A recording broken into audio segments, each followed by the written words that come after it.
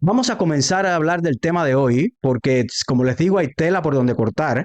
Les tengo como 30 diapositivas porque en realidad lo que quiero hacerlo visual para que se den cuenta de cómo serían las fases de la transición.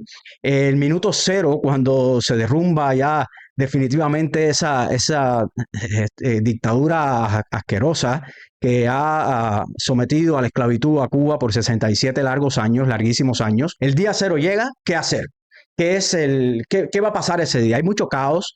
Realmente la vida está llena de incertidumbres y cuando uno se pone a pensar en estas cosas, la incertidumbre genera ansiedad y la ansiedad genera que las personas le tengan miedo al cambio. Pues hoy, con el programa que le tengo preparado, quiero que bajen un poco el nivel de estrés con respecto a la transición, porque a pesar de que es algo que de antemano le digo que es técnico, jurídico y humano, es algo posible de explicar, es algo que hay suficientes ejemplos en países que transicionaron desde el comunismo a la libertad y a la democracia. Y hay suficientes ejemplos en qué basarnos. Hoy también tengo una lista de ejemplos importantes con datos y aportes a la causa cubana que después quiero enseñarles si tengo tiempo. Vamos a ver, tengo muchas cosas que decirles.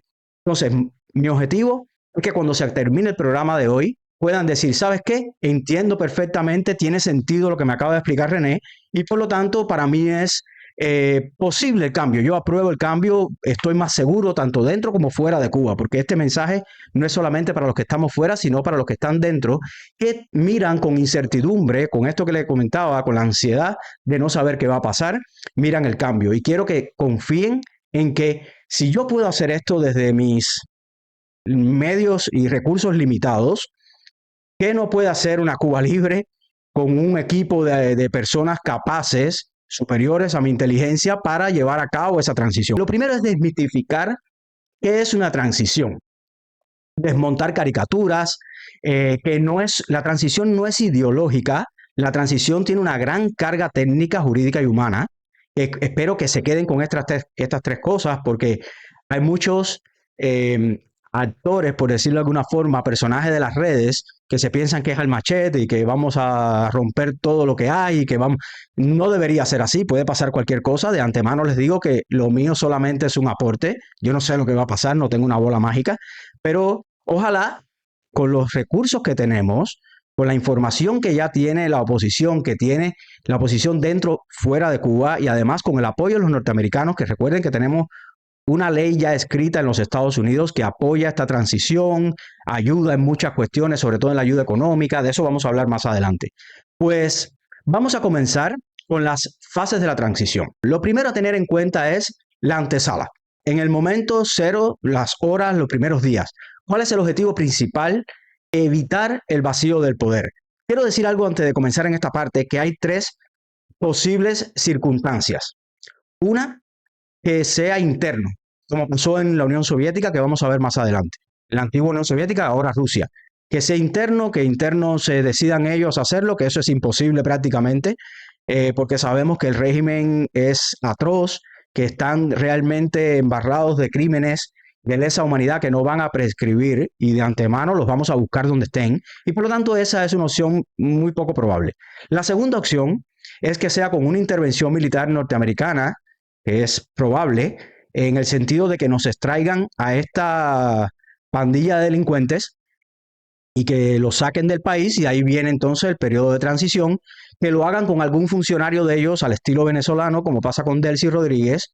Y la tercera opción es que ya sea con una intervención o ya sea porque el pueblo definitivamente se gane su libertad saliendo a la calle y que los cubanos que estamos fuera también juguemos nuestro papel, que siempre, insisto, es tan importante o más quizás que el que está adentro, que aunque a veces decimos, no, es el cubano de adentro que debe liberarse, nosotros tenemos que jugar nuestro papel con el parón, con diferentes cosas que forman parte de la lucha no violenta y que no voy a repetir. Pero bueno, en esos tres escenarios yo me voy a basar en el último. Bueno, en los dos últimos, ya sea por intervención o ya sea porque nosotros logramos nuestra libertad y llegamos al día cero. Entonces, las prioridades inmediatas son restablecer el orden civil, no la revancha. Esto es muy importante, porque no puede ser una cacería de brujas. La justicia no puede ser colectiva, sino individual. Y esto lo tenemos que entender los cubanos de adentro y de afuera. Y el que no lo entienda así no se imagina lo que es una transición, y menos para crear una nación, establecer cimientos y evitar errores del pasado, cimientos de una buena república. La segunda prioridad es mantener funcionando o poner a funcionar, como dice mi amiga Barbarita de Abanico Cubano, que ella siempre dice, bueno, mantener funcionando, si en Cuba no funciona ya nada. Bueno, poner a funcionar hospitales, electricidad, agua, transporte público, mercados, etcétera, etcétera, que mantenga la dinámica de un país. No puedes parar un país y de momento no haya nada al otro día, ni corriente, ni servicios de ningún tipo. Eso no puede pasar. Eso es otro objetivo y una prioridad inmediata. El mensaje claro a las Fuerzas Armadas es el que le decía: no va a haber persecución colectiva, o no debería haber persecución colectiva, sino justicia individual. Y de eso vamos a llegar ahorita. Vamos a pasar a la siguiente diapositiva, los principios rectores de cualquier transición. Quiero decirle, yo he analizado alrededor de, he leído mucho, de 30 transiciones, ¿ok? Y estos principios son basados en experiencias en las antiguas repúblicas socialistas de Europa del Este, pero además en transiciones en Asia, en transiciones en Latinoamérica, en Perú, Argentina, en Nicaragua, que tuvo errores y por eso regresaron al... En fin, muchas transiciones. Y entonces, estos tres principios son requisitos sine qua non para una transición. De esto no te hablan mucho, porque esta es la parte como que más teórica, pero realmente mi intención es que comprendan la necesidad de respetar estas tres reglas. ¿Por qué? Legalidad número 1, nada fuera de la ley, aunque tengamos razón. Para eso van a haber instrumentos jurídicos que les voy a explicar ahorita, en breve, y que van a ayudar al proceso de la transición de una forma efectiva y van a evitar caos. Segundo, temporalidad del gobierno de transición. El gobierno de transición no puede permanecer en el poder, no puede adjudicarse el poder, ni siquiera puede optar por elegirse en las primeras elecciones. El gobierno de transición, que ahorita les voy a decir quiénes lo componen, cómo se compone, cuántos lo componen, por qué, quiénes lo eligen, esas cosas que son, dan morbo, ¿no?, en una transición, y la gente le crea muchas dudas. Pues lo importante de este, incluso está en la ley Libertad, la ley Helms-Burton, que sea un máximo de 18 meses, pues la temporalidad es básica para ganar confianza, ¿eh? Nada es permanente hasta que el pueblo lo decida. O sea, yo les voy a decir mi propuesta de qué tiempo debería durar una transición hacia el comenzar un país, una nueva república, o un país desde ya un país libre, ¿no?, democrático. Y el tercero es una inclusión responsable. Este es el punto más polémico, pero yo quiero que entiendan que sin los que están dentro de Cuba ahora mismo, no se puede llegar a una transición correcta. Sin estos tres principios, la transición que me puede producir, la transición fracasaría. Esa es la clave de estos tres principios, porque una inclusión responsable, todo el que no sea criminal puede participar, pero bajo reglas nuevas. Y esto es muy importante, porque a veces en la oposición yo siento muchas personas que no leen, desgraciadamente no leen, se hacen voceros de temas y no se dan cuenta del daño que le hacen a la causa y el favor que le hacen a la dictadura, porque aquí lo que se trata es de romper con las narrativas y esas fábulas de la dictadura, que esto vienen a robar los bienes, o que esto vienen a matar a todo el mundo, a tu abuelito, a tu hijo que está en el servicio militar, al otro que está en no sé dónde, al policía recién que comenzó a trabajar en la policía y que nunca le ha dado golpe a nadie o no se le ha aprobado eso. Entonces, yo quiero que entiendan que la inclusión responsable es vital para la Cuba con todos y para el bien de todos. Inclusión responsable no implica impunidad, ¿eh? Y de eso vamos a hablar ahorita en niveles de autoría en asuntos políticos que han pasado en Cuba en estos 67 años y que sin lugar a dudas tendrá que haber justicia, porque sin justicia no puede haber reparación de daños, no va a haber una república sana y van a seguir nuevos rencores alimentando esa república que nos las va a destruir desde adentro. Por lo tanto, estos tres principios, por favor, eso es para comenzar. Legalidad, todo dentro de la ley. No como decía Mussolini, todo con el Estado, nada fuera del Estado. Como decían estos fascistas y socialistas del siglo pasado, incluyendo al sátrapa de Fidel Castro, sino la legalidad a partir de ese momento hacia adelante. Esa es una de las razones principales porque la que no me gusta la C-40, porque la C-40 si se adopta, se va a violar el primer día porque es incompatible con la realidad cubana, es socialista y demás males que ya he explicado en otros videos. Por lo tanto, legalidad, temporalidad, tiene que ser temporal, no es para quedarse en el poder, máximo 18 meses según la ley libertad, pero según lo que le voy a explicar hoy, máximo 12 meses, en 12 meses se hace todas las cosas que le voy a decir hoy y más. Y si se necesita prorrogar, se puede prorrogar una vez, quizás 6 meses más, pero no más que eso, porque es importante que sea temporal, que no sea permanente. Y lo último, la inclusión de todos los actores que hay en la sociedad cubana, dentro, fuera. Hay que hacer participar a todo el mundo, incluyendo a los que se han ido y quieran regresar, a los que son ciudadanos de otros países, los que somos ciudadanos cubanos por nacimiento, tenemos derecho a participar y debería darse espacio a la participación. Vamos a la siguiente. Pues ahora vamos directamente ya en aras de la simplicidad, porque lo que quiero es que esto que es tan técnico y tan, eh, como me dicen a mí, que hablo con metatranca, pues no, esto es algo que quiero que sea simple para que lo comprendan fácilmente. El primer paso de una transición es determinar un gobierno de transición. Yo técnicamente le digo en este papel, porque yo sé que esto lo van a estudiar personas dentro y fuera de Cuba que quizás estén interesados en un análisis serio. Esto es serio, sinceramente, he agotado neuronas aquí, pero espero que les guste, ¿no? Pues yo le he llamado Autoridad Provisional de Emergencia por llamarle un nombre más jurídico, más técnico, pero realmente es un gobierno de transición. Entiéndalo como gobierno de transición donde quieran que vean o las siglas AP, que es la inicial de cada uno, o Autoridad Provisional de Emergencia. Segundo, una ley de transición.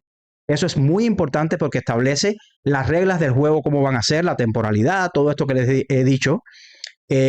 Tercero, una ley de partidos políticos y una ley electoral, que es muy importante porque después que usted determine estas leyes, ahora voy a ir con calma sobre cada una, sobre todo las funciones del gobierno de transición, que es lo más importante y donde la gente siempre les crea más expectativa. Voy a ir en profundidad ahí en algunos temas, pero bueno, es muy importante la ley de partidos políticos y la ley electoral y la inscripción de los partidos políticos porque esto evita caos. Esto lo voy a analizar más adelante, pero es muy importante porque así se establecen las reglas del juego de cómo se convocan a los asambleístas de una asamblea constituyente para redactar una nueva constitución en Cuba.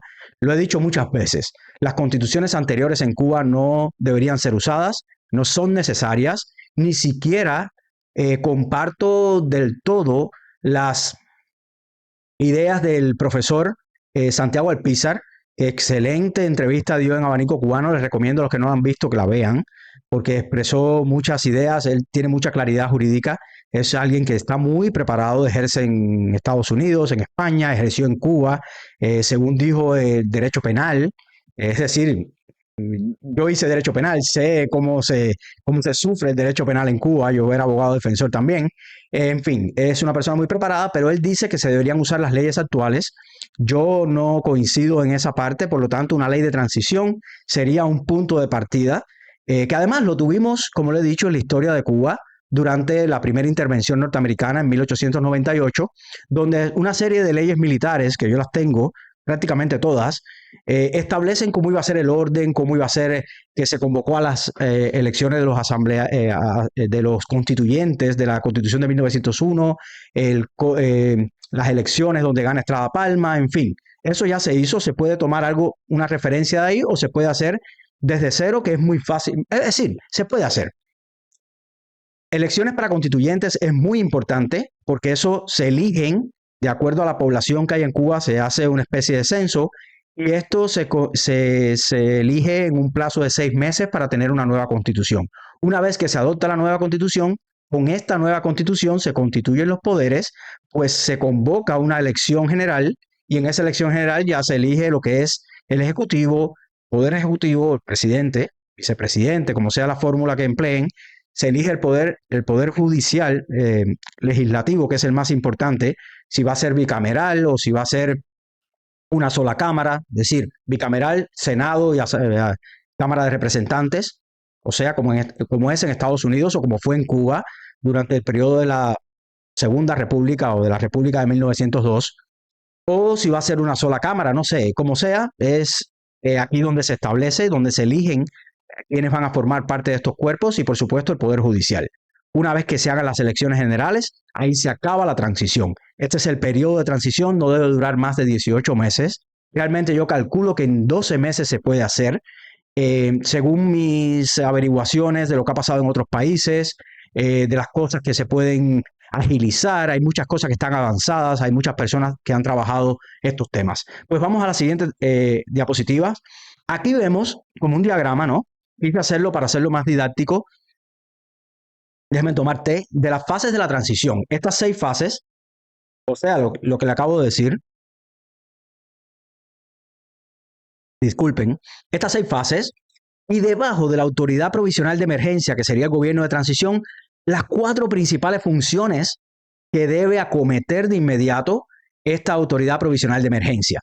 La primera, justicia transicional, que es algo que a los cubanos nos llama mucho y siempre estamos hablando de ello porque la justicia transicional es necesaria. Si no hay justicia, no hay reparación de daños, y si hay impunidad, no hay libertad en Cuba.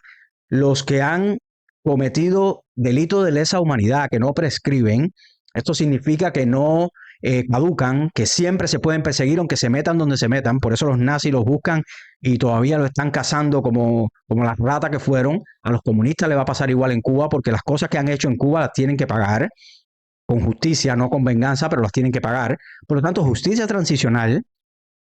Va a haber además un desmontaje del Estado totalitario, que eso lo tienen que hacer también. ¿Cómo se hace? Ahora vamos a abordar cada uno de esos puntos, o en un ratico. Además, una reforma del ejército y la policía que debe despolitizarse. ¿Cómo se hace esto? Es muy interesante. Y además, el punto número 4 y no menos importante, que es el tema económico. ¿Cómo se hace una transición económica en Cuba para garantizar que comiencen a darse los pasos para una república próspera y para una Cuba próspera que queremos todos? Vamos a la siguiente diapositiva para ya entrar en el tema del gobierno de la transición. Pues la Autoridad Provisional de Emergencia, como le dije, que técnicamente le llamaba, pero que es gobierno de transición, ¿cómo se forma? Ok, no se forma por elecciones inmediatas. No es que el día cero, hoy se va la crápula comunista de Cuba, se van a Rusia, o no sé, o lo meten preso a todos acá con Maduro, y no se pueden convocar elecciones. Eso es un caos, eso es caótico, eso no se puede. Por lo tanto, se forma por acuerdo político amplio. Esto ha pasado en muchos lugares, pasó en Polonia, pasaron en otros lugares, que les voy a contar más adelante. Esto se toma un acuerdo, o ya sea por en el caso, por ejemplo, venezolano, que vemos el poder de los Estados Unidos y la intención con Marco Rubio a la cabeza y por supuesto el presidente de los Estados Unidos, Donald Trump, la intención de estabilizar el país, de no provocar caos. Pues ellos han determinado que sea Delcy y ahí van, seguro van moviendo los resortes con la nueva embajadora, en fin. Pero bueno, normalmente se haría en caso de que seamos libres por nosotros mismos, que es lo ideal, y que es posible, aunque le sigan diciendo que no. Sí, el pueblo en la calle, si nadie obedece, nadie manda, huelga de brazos caídos. Es posible que esa dictadura, que está en el momento más frágil de su historia, se vaya, tomemos nosotros los espacios de poder, si es posible. Pues un acuerdo amplio entre la sociedad civil, entre la oposición interna, entre exiliados técnicos, funcionarios actuales sin delitos, y ahora les voy a explicar cuántos más o menos serían. La clave de esto de cómo se forma, no se gobierna el país. El objetivo de este gobierno de transición es custodiar el país mientras el país decide el camino a tomar, mientras se decide la constitución, mientras se decide el camino de la nueva república que se va a instaurar una vez que se termine el proceso este de transición entre dictadura y democracia. Es muy importante que esto se tenga en cuenta, que hay que darle participación a todos estos actores, y después les voy a explicar con detalles. Vamos a la siguiente diapositiva, por favor. Pues, ¿cómo se articula esto en la práctica? La estructura sugerida, por mi parte, es una estructura de 7 a 11 personas. ¿Por qué 11 personas? Porque es un número impar. Prefiero 11 que 7 realmente. Pensé en 3, pero cuando hay 3 personas es más fácil que uno sea el líder y que se haga lo que dice ese líder.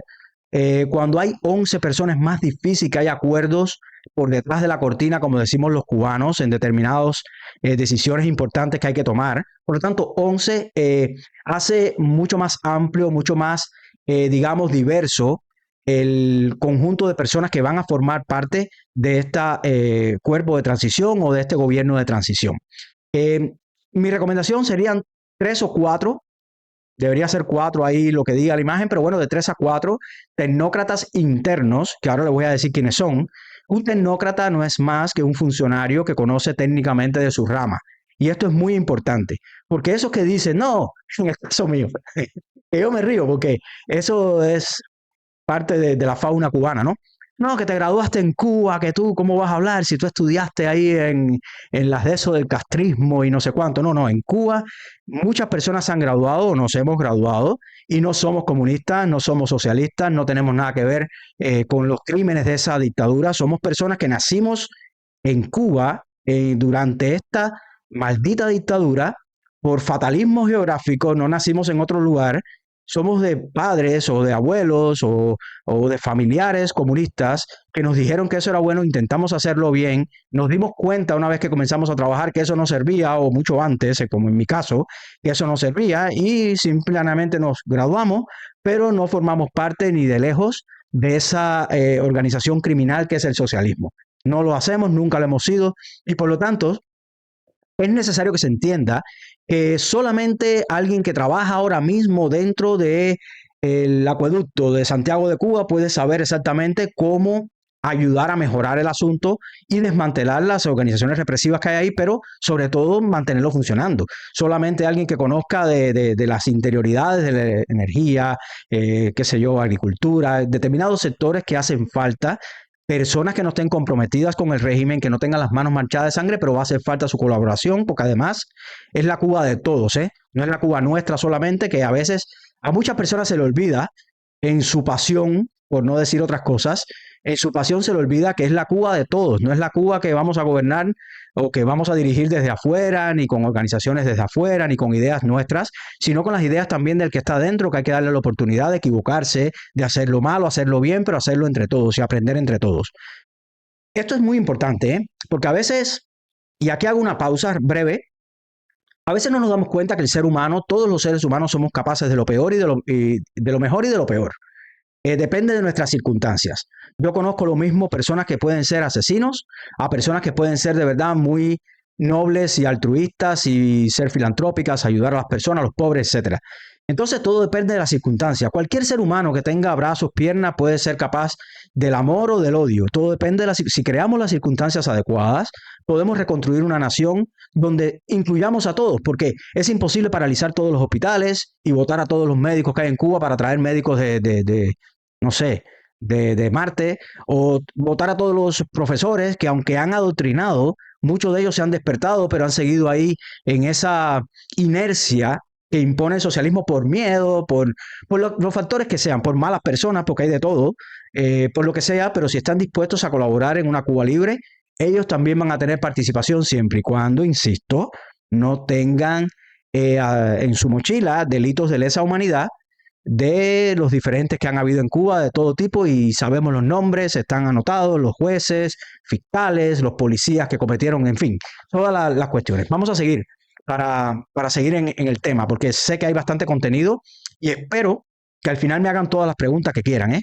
Tengo escrito hasta una ley, tengo las leyes y todo, he hecho, en fin.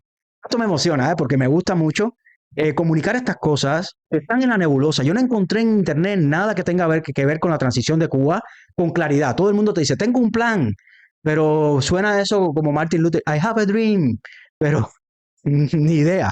Yo a veces dudo hasta que, no sé, estas cosas se pueden comunicar, ¿eh? Porque esto baja la ansiedad, baja el miedo, hace que las personas, que la oposición sea creíble, lo vean como uno más de nosotros, porque todos somos cubanos. Yo no he dejado de ser cubano por vivir 16 años fuera de Cuba, yo sé exactamente y mantengo comunicación con la gente del barrio y sé cómo son las cosas en Cuba, a pesar de que ya yo tengo otra formación, tengo otra cultura, en fin, tengo otros elementos por haber salido de Cuba tanto tiempo y uno va aprendiendo cosas.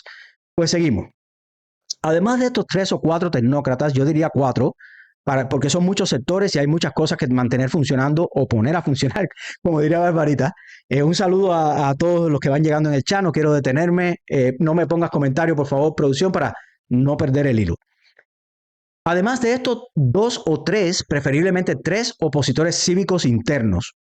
Recordemos, es un gobierno de transición. Para aquellos que dicen, bueno, ¿cómo van a haber menos opositores que tecnócratas? Sí, porque los tecnócratas en este punto de la transición son más importantes siempre y cuando no estamos hablando de un gobierno de ideologías ni nada. Son personas que saben de su sector, que no tienen compromiso con la dictadura y que van a aportar sus conocimientos para estabilizar el país y evitar el caos, evitar el vacío del poder y evitar el miedo y la incertidumbre de una población que va a estar al otro día esperando a ver qué pasa.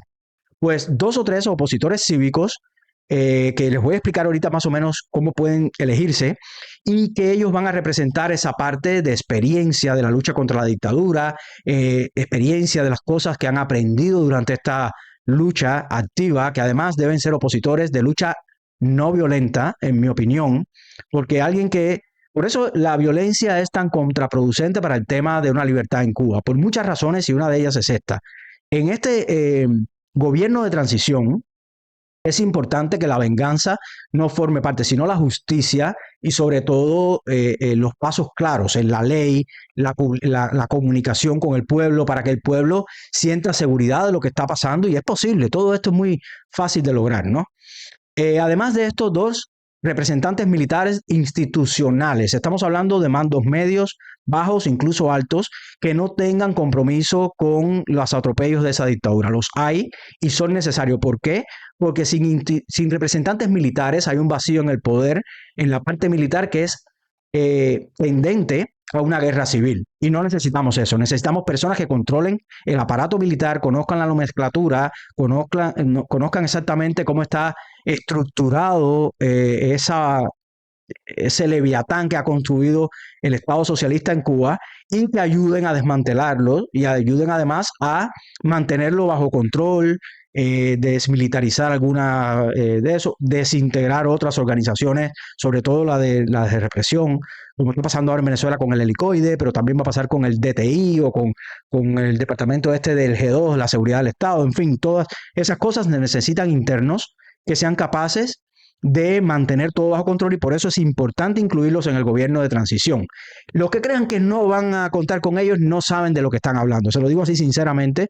Ustedes saben que yo soy tan feo como tan franco, porque a mí no me gusta adornar las cosas que son directas. Y esto es una realidad.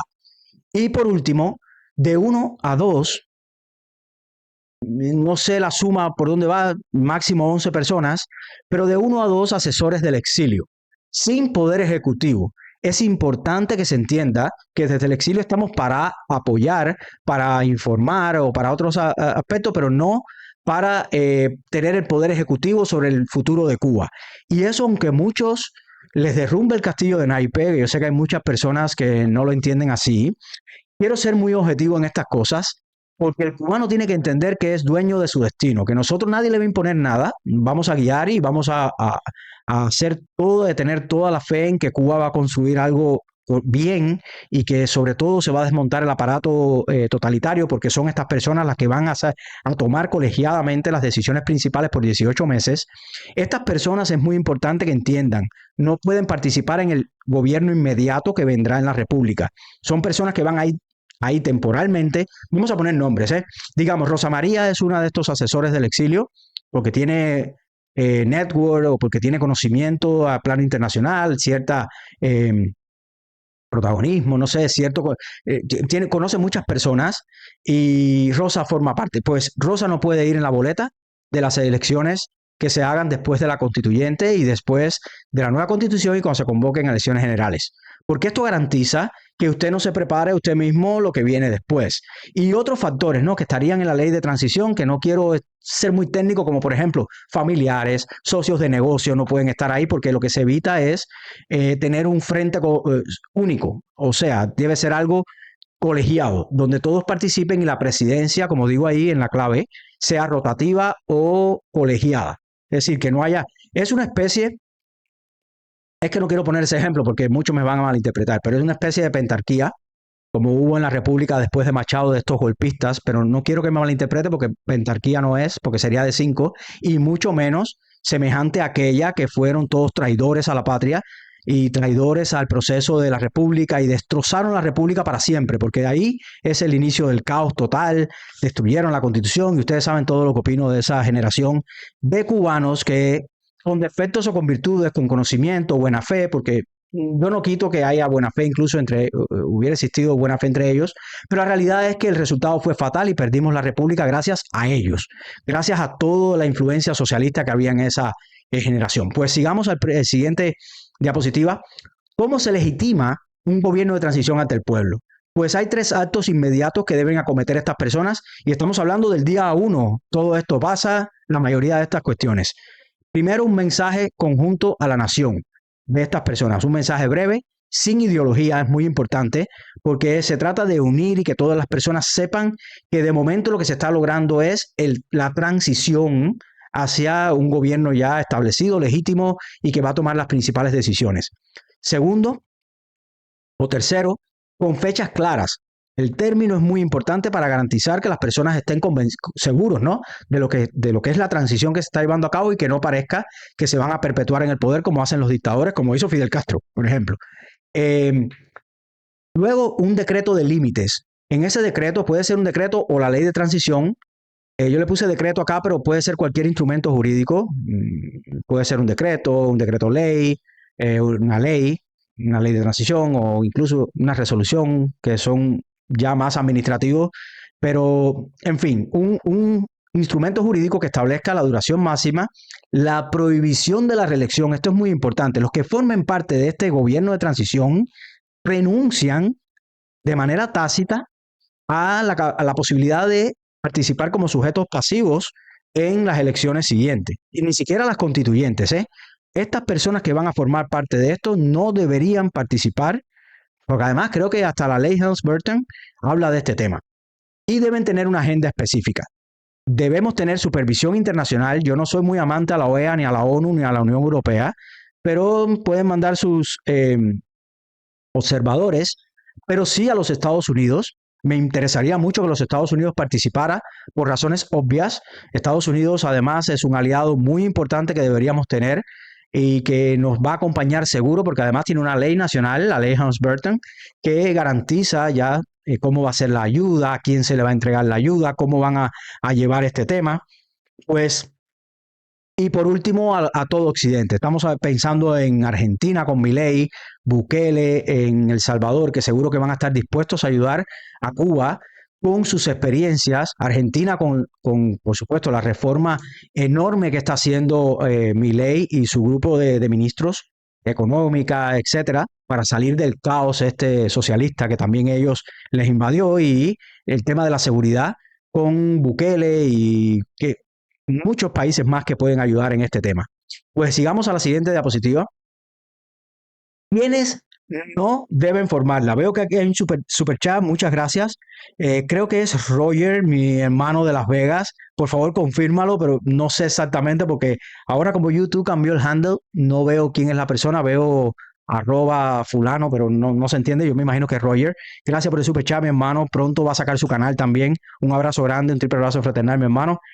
Tarde pero seguro, salud, fuerza y unión. Gracias, mi hermano. Nunca es tarde si la dicha es buena. Pues sigamos. ¿Quiénes no pueden formar o no deben? Una cosa es deber y otra cosa es poder. ¿Quiénes no deben formar este gobierno de transición? La cúpula actual, miembros del buró político, jefes de la seguridad del Estado, represores con mando. Es inaceptable que formen parte del gobierno de transición, no importa quiénes sean. ¿Por qué? Porque no generan confianza ni dentro ni fuera de Cuba. Tampoco deben formarlo, el gobierno de transición, gobiernos en el exilio. Eso es un término que a mí me voy a poner siempre muy nervioso. Esos parlamentos en el exterior, esas elecciones o esos señores que dicen ser presidentes de Cuba, constitucionales, basados en la ley del 40, en fin, toda esa, no deben formarlo, porque no tienen control territorial, en primera, y segunda, no tienen capacidad administrativa real. Pueden asesorar si tienen buena fe con Cuba, que de hecho muchos la tienen, y sobre todo la oposición, ¿no? La tiene, muchos tienen muy buena fe, pero no están para gobernar porque además se trata de reconstruir un país desde temas muy sensibles y no queremos que nadie vaya a malinterpretar los verdaderos objetivos. Si ellos tienen realmente intenciones políticas, se pueden presentar a las siguientes elecciones que van a venir muy pronto para la Constitución primero y después para las generales. Y ahí pueden participar y, en fin, se establecen como ¿Quiénes no deberían participar tampoco? Militares salvadores. En caso de que ahora mismo un general de esto se subleve y sea el tipo que lleve adelante el cambio, que ojalá, pero esa persona no debería formar parte, un Batista, digamos, o un Pinochet, o un, no sé, Franco, no debería participar, porque eso evita caudillismo, evita temas de estos muy complicados con algo que es tan sensible como una transición de una dictadura a una democracia. No queremos repetir errores. Y además tampoco deberían participar los líderes mesiánicos, esos personajes que...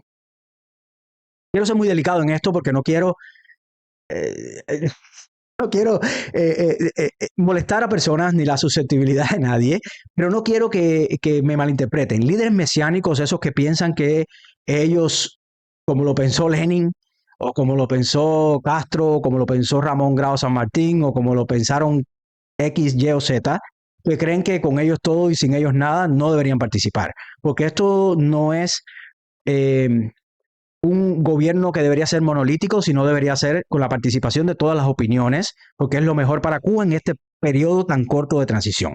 La transición no necesita héroes, necesita límites y sobre todo algo que se me olvidó en esa diapositiva poner, necesita administradores. Se administra a Cuba, se cuida a Cuba, son veladores de que Cuba no se derrumbe en el caos de Haití, ni se derrumbe en ningún caos. Entonces, la función principal de ellos es servir a la patria, posiblemente hasta sin remuneración, para que tengan idea de cuán delicado es el proceso de la transición.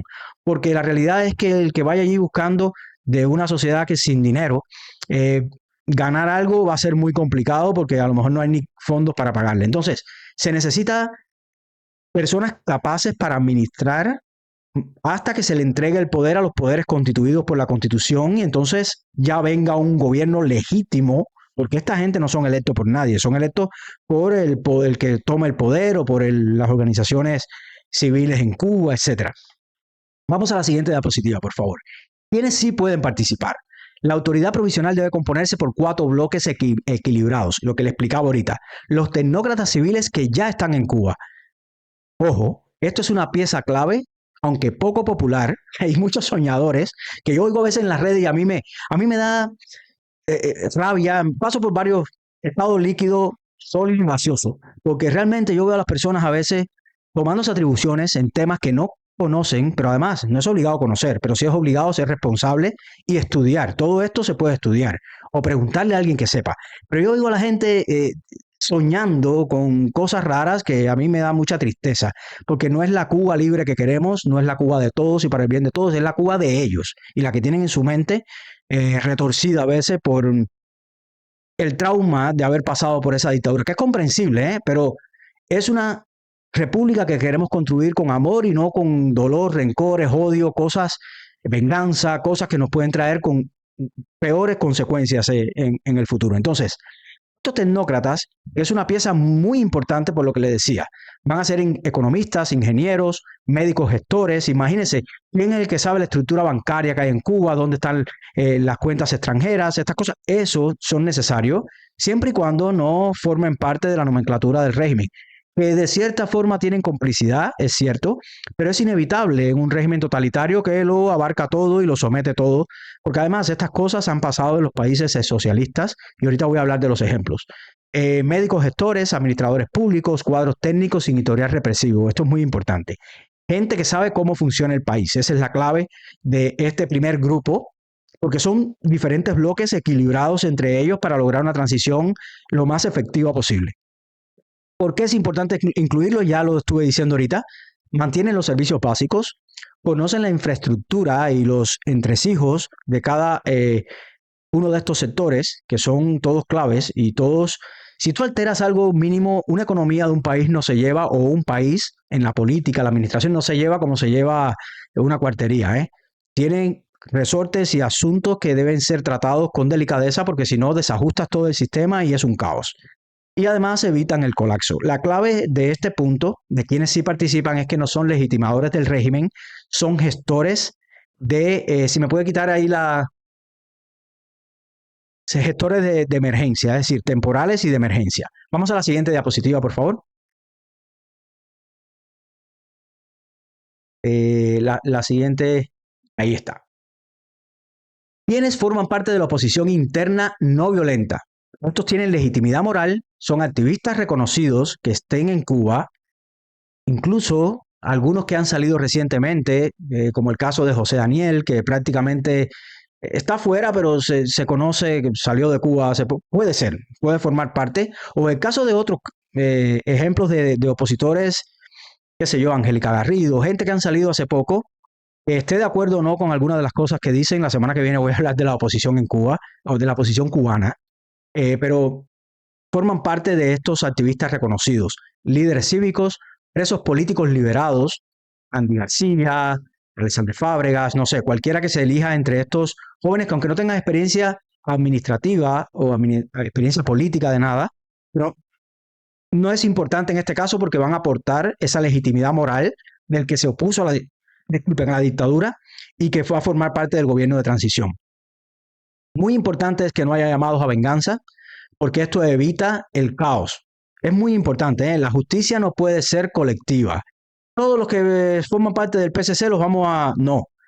Debe ser individual y con cargas con debido proceso. La carga de la prueba, la descarga de la prueba, las cosas que ellos no le garantizaron nunca a los opositores, se las vamos a dar nosotros porque queremos una república sana. No queremos cometer injusticias inevitables cuando no se sigue el debido proceso, por eso existe, porque estamos afectando a padres de familia, hijos, en fin, y queremos hacer las cosas como son para que después no nos alcance lo que hagamos mal. Con capacidad de diálogo. Esto es muy importante, porque a veces la oposición fuera de Cuba, y ese es un mal que yo veo mucho en las redes, nos llenamos de eslogan, nos llenamos de frases como, con la dictadura no se dialoga. A ver. No se dialoga cuando no tienes correlación de fuerza, cuando no tienes nada con qué hacer cumplir tu palabra. Pero si tienes con qué hacer cumplir tu palabra, como pasó con el Sindicato Solidaridad en Polonia, o como está pasando ahora en Venezuela, tú dialogas para evitar, claro, con cosas que son que no hay transición en la libertad, no hay transición en que se van del poder, no hay transición en que el comunismo hay que ilegalizarlo. Hay cosas que no van a negociarse. Pero sí se dialoga, porque cuando usted dialoga evita baños de sangre, evita que mueran personas buenas, que nos maten a nuestros presos políticos, que en fin, que pasen una serie de cuestiones que en una transición hay que evitar. Por lo tanto, esos que se llenan de eslogan que no entienden, porque en principio no se dialoga, sí, es verdad que no se dialoga, pero hay un punto en que es necesario sentarte a la mesa de negociación porque es importante, sobre todo cuando ya tienes el poder. Cuando tú le dices, mira, si tú no aceptas mis términos, el día 1 de marzo te voy a convocar una huelga general y te voy a paralizar el país. Y te doy hasta este domingo para responderme. Ahí estás dialogando, pero estás dialogando con fuerza. Lo que no puedes es dialogar cuando no tienes cómo hacer cumplir tu palabra, porque lo que hace el régimen es ganar tiempo y todo lo que sabemos que el régimen hace para taparte, dividirte, desintegrarte o desmoralizarte. Entonces, es muy importante que entendamos que esto no es un juego de niños, estamos hablando del futuro de nuestro país, del futuro de crear una nación. Para crear una nación no se dirige, como le dijo Martí a Máximo Gómez, como se dirige a un ejército o como se dirige a militares, sino hay que tener otros elementos para conformar una nación con todos y para el bien de todos. ¿Qué aporta esta oposición no violenta, que es el segundo grupo? Aportan legitimidad social, confianza ciudadana, ruptura simbólica con la dictadura y experiencia de lucha contra los desmanes de esa dictadura. Ellos saben las cosas que ha hecho el régimen, los presos dónde están, dónde los esconde, dónde esconden, bueno, en fin, todas las cosas que ellos pueden aportar. Vamos a la siguiente diapositiva, por favor. El grupo número 3, de los que sí conforman, que son las Fuerzas Armadas. Esto es una parte muy importante, ¿eh? Es importante que tengamos en cuenta que sin que sin los militares no hay transición posible, y eso lo acepta todo el mundo. Cada vez que leo a alguien con propuestas diferentes, que hay miles, en este punto todos están de acuerdo, menos los que gritan en las redes o gritan sin el conocimiento debido o sin la responsabilidad de buscar el conocimiento debido para enterarse que esto es así. Pues mandos medios y altos sin crímenes comprobados, dispuestos a subordinarse al poder civil. Esto es muy importante, que se subordinen, que entiendan que ellos están formando parte de la reconstrucción del país. Aunque hayan cometido el error en sus circunstancias que hayan cometido, siempre y cuando no tengan crímenes que las personas conozcan. No gobiernan, garantizan orden. Sin este bloque hay vacío de poder. Esto es muy importante, ¿eh? Porque a veces el cubano piensa que es borrón y cuenta nueva, que tú rompes todo lo que hay y no es así. El poder es un asunto de suma cero. Siempre alguien tiene que ocuparlo. Si alguien se va y nadie ocupa el poder, que es lo que pasa actualmente en Cuba, por eso esa dictadura no la acabamos de derrocar nosotros los cubanos, porque no acabamos de tener una correlación de fuerza para ocupar el espacio de poder, no hemos sido capaces en la oposición por muchas razones, y quizás explique la semana que viene cuando hable de la oposición, que le voy a hacer una crítica que les garantizo que si de mí se ha hablado, ahora sí van a hablar de mí como les dé la gana, a mí no me importa, yo no le pido permiso para decir lo que opino a nadie porque yo estoy luchando por Cuba libre y quiero salvar a mi patria y quiero aportar lo que sé. Y no tengo miedo, no me importa lo que opinen, siempre y cuando yo esté conforme con lo que estoy haciendo por mi país. Pero es importante que entiendan que en el poder no puede haber vacío, porque cuando hay vacío pasa lo de Haití, que es el ejemplo más a mano que tenemos, o pasa lo de Irak, que le he dicho muchas veces. Entonces, evita una posible guerra interna. Cuando los militares, una cosa que hizo Machado muy bien fue distanciar a los militares del poder. Y desgraciadamente esto le jugó en contra porque después vino todo lo que vino, porque en fin, Cuba ha sido un caos, pero él desideologizó a los militares cubanos. Hizo un muy buen trabajo, eso se le reconoce poco a Gerardo Machado, pero él, sobre todo en el primer mandato, del 25 al 29, él logró bastante desideologizar, sacar los partidos, despolitizar las Fuerzas Armadas, porque las Fuerzas Armadas no deberían ser un grupo de políticos, debería ser Fuerzas Armadas y servirle al poder civil, que es el grupo político. Pero en fin, esto es muy importante. Vamos a seguir al siguiente bloque, que es el último de los 4 que forman el gobierno de transición, que es la representación del exilio técnico y profesional. Juristas o abogados, da igual, economistas, periodistas son muy importantes para el tema de la comunicación. Comunicar es muy importante. Si no comunicas, estás fallando en algo y puede ser tergiversado. Incluso comunicando, pueden tergiversar. Y expertos en administración pública desde el exilio. Personas como Marco Rubio, como, qué sé yo, todas estas personalidades cubanoamericanas o de otros países también, ¿no?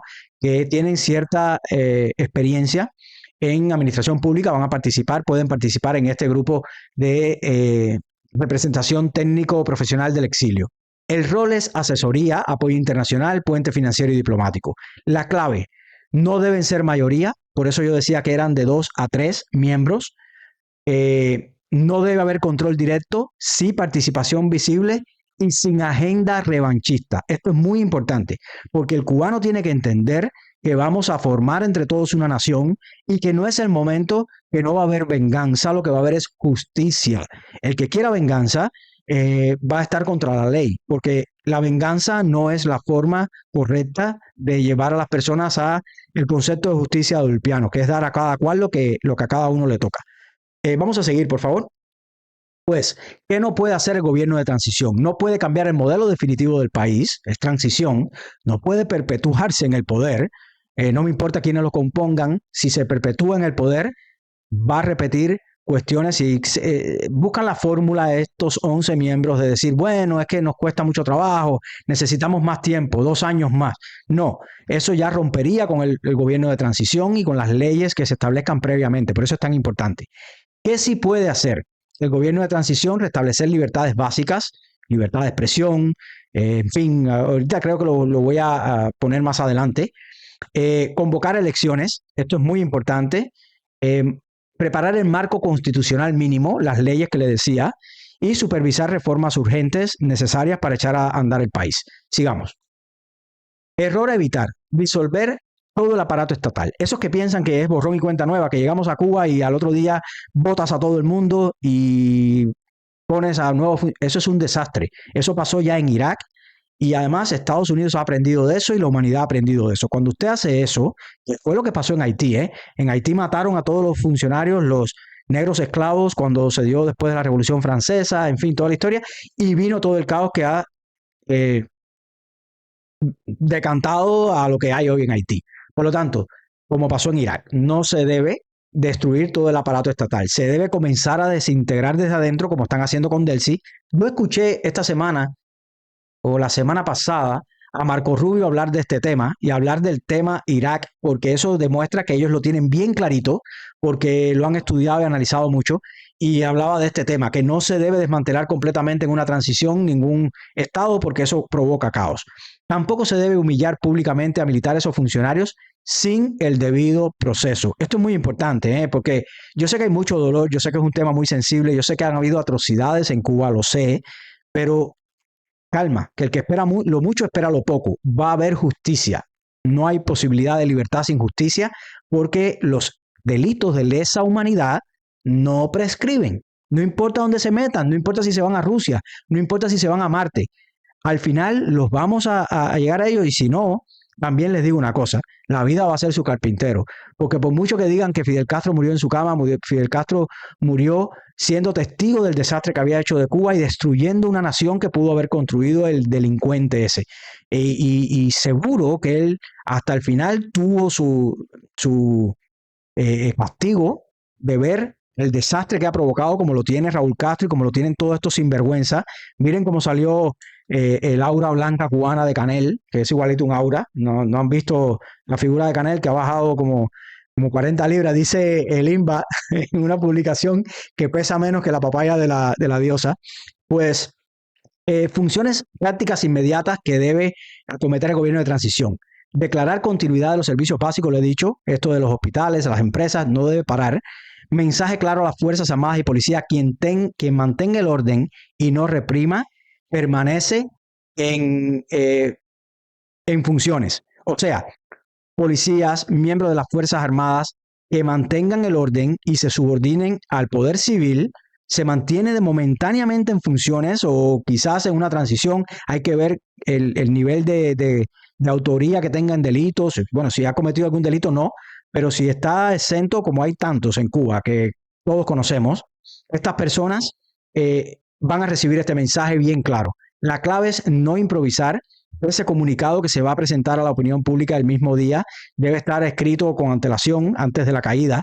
En fin, vamos ahora a las 4 cuestiones. Si puede echar unas diapositivas para atrás para ver el diagrama, por favor, producción.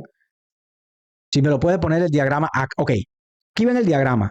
Debajo de la autoridad provisional de emergencia, y no quiero que me quede muy largo esto, es muy técnico, y estoy tratando de hacerlo de la manera, créanme, de la manera más simple que en mi mente me he representado todo esto, por eso he hecho este diagrama, para que entiendan lo que voy a hablar ahora, que es muy importante. Las 4 funciones fundamentales del gobierno de transición deben ser estas 4. Otras más, ¿no? Como la estabilidad energética y alimenticia, etcétera, que es más o menos parte de la transición económica, pero muy importante que se sigan estos 4 objetivos inmediatos del gobierno de transición o de esta autoridad provisional. La justicia transicional, que es la primera, es clave para evitar otra dictadura. Principios: no caer en cacería de brujas. Muy importante, como pasó en Rumanía, y las consecuencias fueron nefastas. Mataron a Ceausescu y a la mujer y se formó una rebambaramba que actualmente Rumanía no tiene una democracia plena. Y los que han estudiado o hayan vivido en Rumanía saben de qué estoy hablando. Tampoco puede haber impunidad total. Esto es imposible. No puede haber impunidad. Esto de que amnistía general, no. Las personas que se van a pagar justo por pecadores. No puede darse la amnistía ni dársele ningún tipo de eximente de la responsabilidad penal a los que han cometido delitos y están demostrados, que hay pruebas. La responsabilidad penal o jurídica es individual y no colectiva. Esto lo he dicho muchas veces. No, que todos los policías lo vamos a... No funciona así. Si usted es policía y usted se pone del lado correcto y usted en el momento adecuado no reprime, usted no tiene historial de represión, usted era un funcionario más ahí que cuidaba la conga en Santiago, a lo mejor usted, si no hay pruebas de crímenes, usted no va a tener ninguna responsabilidad colectiva. El que tenga responsabilidad va a ser individual y con carga de pruebas. Usted tal día firmó la sentencia, que aquí está la prueba de el preso político fulano de tal, o el manifestante pacífico del 11 de julio fulano de tal. Y así es como se va a ejecutar en la justicia transicional, o se debería. Herramientas. Se crean comisiones de la verdad. Esto ha pasado en muchos países y muchos han hablado de esto. No voy a abundar en este tema, pero comisiones de la verdad. Juicio solo para torturadores, asesinos, represores directos. Amnistía es muy importante para burócratas militares obligados, soldados sin delito. Esto es importante para que ellos sientan seguridad jurídica de trabajar en pos de la Cuba libre y para que se sientan integrados a la Cuba libre. Si usted no tiene delitos, usted puede recibir amnistía aunque haya participado en el delincuente Partido Comunista de Cuba, por decirlo de alguna forma, porque si no, no tenemos país que rescatar y es el país de todas esas personas. Y yo quiero que me entiendan, yo sé que esto es polémico, pues yo ahorita voy a poner el link para que suban y lo dialogamos. Si lo hacen con respeto, el que tenga la opinión en contra es más, prefiero que suban los que tengan opinión en contra para dialogarlo, para que ustedes vean debatirlo en cultura del debate y que ustedes comprendan el punto de vista que estoy tratando de traer sobre la mesa. El principio es que la justicia repara, no humilla. Sigamos al siguiente punto, por favor. Niveles de justicia transicional. Esto lo he hecho yo para que tengan una idea, las personas que no dominan mucho la técnica jurídica, de cómo se podría presentar esta situación. El nivel número 1 de la justicia transicional debería ser criminales graves. Aquí están los torturadores, asesinos, jefes represivos. Aquí están también los jueces y fiscales que están en las sentencias, que conozco muy bien y estoy loco por verlos sentados en el banquillo de los acusados y llevar la carga contra ellos, la carga de la prueba de su inmoralidad y traición a la patria, porque solamente un esbirro puede hacer las cosas que han hecho esos señores y señoras en Cuba, que han sido capaces de llevar a niños a las condiciones más terribles en la prisión, a ser sometidos a todo tipo de vejámenes, y esas personas van a pagar. Entonces, en ese primer grupo están estos personajes. El juicio debe ser penal ordinario y con garantías. No nada de show público, garantías. Puede participar porque los juicios son públicos para que las personas puedan ir a las salas y puedan ver que se cumple el debido proceso con testigos a favor, en contra, o en fin, todo el tema este procesal. Nivel número 2 de este nivel para la justicia transicional. Los funcionarios políticos, estos cargos ideológicos, burócratas del sistema, estos en la Comisión de la Verdad van a tener inhabilitación temporal y no cárcel automática, siempre y cuando no formen parte del primer grupo. Quiero que me entiendan. Estas personas que han, por ejemplo, los del Poder Popular, para que las personas lo vean en la tierra, ¿no? Los del Poder Popular que han tomado decisiones completamente abyectas y genuflexas con el sistema y le han permitido todo tipo de atrocidades, porque en Cuba lo que se ha hecho es increíble. Lo que hay es que destituirlo inmediatamente, inhabilitación para ocupar cargos públicos y sacarlos del sistema hasta que se demuestre que tienen mayor implicación. Si tienen mayor implicación y manos embarradas de sangre, entonces es otra cosa. Pero es necesario que se sepa distinguir entre estos dos grupos porque no todos forman parte de la misma zona de culpabilidad, ¿no? Por decirlo de alguna forma. Y el tercer nivel, los sobrevivientes del sistema. Los maestros han adoctrinado, pero que imagínate, han tratado, los médicos que han atendido a sus pacientes sin cumplir el juramento hipocrático y a pesar de no tener los medios, siguen trabajando y siguen sometiéndose y participando en ese sistema atroz que es el sistema de salud cubana. Mi padre murió por falta de atención total. Yo estaba hablando con un amigo de Santiago y yo le estaba comentando porque él lleva fuera de Cuba 20 años. Y le estaba comentando lo que pasó con mi papá y estaba impresionado porque él conoce perfectamente las cosas como son. Estuvo 5 horas en el Hospital Provincial de Santiago de Cuba, que es el municipio más grande del país, y estuvo sin atención allí porque no había ni recursos ni médicos. Estuvo en la sala de emergencia ahí agonizando desde las 5 de la tarde hasta las 9 de la noche que murió. Entonces, los maestros, médicos, soldados sin responsabilidad penal, sin las manos manchadas, militares forzados, etcétera, van a participar en una posible amnistía en este tercer nivel que va a determinar la justicia transicional. La clave de esto es que no haya venganza o impunidad. No hay ninguna de las dos. Hay justicia y hay justicia en aras de que todos se sientan que se le ha dado, porque además todos estos señores o todas estas personas o todos estos cubanos, incluyendo los criminales, tienen familiares y tienen dolientes. Y entonces es importante que no cometamos los errores del pasado para no repetir una dictadura ni repetir los resentimientos que destruyeron a Cuba. Sigamos. Esto es muy técnico, ¿eh? Y además muy humano. La transición tiene que ser técnica, jurídica y humana. La parte de la humanidad no podemos perderla, aunque tengamos nuestros rencores y nuestros dolores, porque la realidad es que tenemos que construir a Cuba y darle a ellos la seguridad, al que está dentro de Cuba principalmente, de que la oposición no está para arrancar cabezas o ese discurso de la tiranía que siempre se lo han mantenido ahí en el adoctrinamiento. No es así. Hay personas muy preparadas y muy responsables que quieren una Cuba con todos y para el bien de todos y que sane, pero que haya justicia y que la justicia sea lo más humana posible dentro de lo que cabe. Eh, Segundo aspecto importante de este gobierno de transición, parte de la justicia transicional, es desmontaje del aparato totalitario. Esto es muy importante. ¿Qué se desmonta exactamente en este punto? No es el Estado, porque les recuerdo lo que pasó en Irak. Lo que se desmonta es el control totalitario. Las acciones claves para eso: disolución legal del Partido Único. El Partido Comunista de Cuba debe ser disuelto y además ilegalizado. Debe ser disuelta la policía política, muy importante, estos aparatos represivos que todos sabemos, estos segurosos vestidos de civil que andan en moto por toda Cuba, reprimiendo, que todos tienen nombre y apellido, sabemos dónde están, sabemos quiénes son, no tienen dónde y no entran en el avión. A estas personas, acción clave es, a estas personas hay que disolver estos organismos y sobre todo la justicia que le decía en el punto anterior.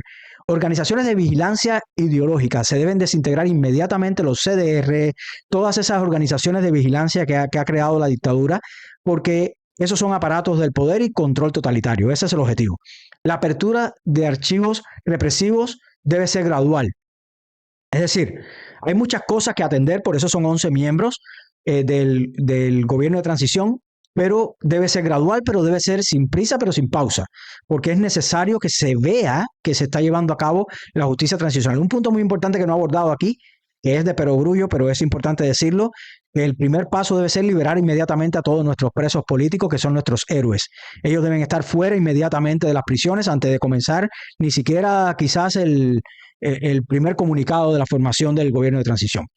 Separaciones fundamentales. Es importante que desde el gobierno de transición se tenga claro que el Estado no es lo mismo que el partido. Esta separación debe aparecer de inmediato para las escuelas, formaciones, el lenguaje, la comunicación, el periodismo que se haga en Cuba. El Estado no es lo mismo que el partido, y para que el cubano comience a entender, que ya muchos lo entienden, pero es importante estas separaciones para desmontar el Estado totalitario, el control totalitario. El ejército fuera de la ideología, como les decía que hizo Machado. La justicia fuera del poder político. Justicia es una cosa y poder político es otra. Es un error común que ha pasado mucho, pasó en Rusia, por ejemplo, cambiar los nombres de las estructuras estas de control totalitario, pero no cambian la estructura. Entonces, si le cambias el nombre y le pones en vez de Partido Comunista, Partido Verde, y de momento piensas inocentemente que ha desaparecido, te vas a dar cuenta que no, porque enseguida te lo van a recordar, porque los comunistas, si le das un chance así, a los surnos de mierda, como diría el gran Javo, Javier Milei, si le das un chance así, te aniquilan. Ellos no deben ni siquiera formar parte de la Cuba futura. Sigamos. El punto número 3 de las funciones principales es la reforma inmediata del ejército y la policía, o sea, la FARC y lo que se conoce como el MINIM, que es el Ministerio del Interior y las Fuerzas Armadas Revolucionarias, como las siglas estas, lo que significan. Esta reforma es importantísima, porque hay muchos que inocentemente creen que hay que enseguida sacar a todos los militares. No, eso no funciona así. Los militares están en el control de las armas, las pocas que hay en Cuba, y control de aparatos represivos. Y esto es importante que se tenga en cuenta una reforma inmediata de estas instituciones. Y eso debe pasar en la transición también, porque si no se reforma en la Cuba futura, cuando tomen el poder, los funcionarios civiles van a tener este inconveniente con respecto a los militares. Por lo tanto, la pregunta difícil es, ¿y los militares? Y la respuesta realista, que quiero que todo el mundo entienda, es que sin ellos no hay transición ordenada. No hay transición ordenada. Ellos son técnicos del orden, aunque sean del orden represivo en estos momentos y del orden de la dictadura, pero ellos tienen un entrenamiento, unas capacidades que son dirigidas a ordenar, a mantener el orden en una sociedad, y por lo tanto tenemos que entender que en una transición es importante que participen los militares que no tengan que ver con la dictadura. que no hayan tenido que ver con actos represivos directos de la dictadura y que estén dispuestos a subordinarse al poder civil. Entonces, esto es importante que se tenga en cuenta porque si no, no estamos hablando de algo real o de una cosa objetiva. Medidas prácticas. Mantener cadena de mando en lo posible.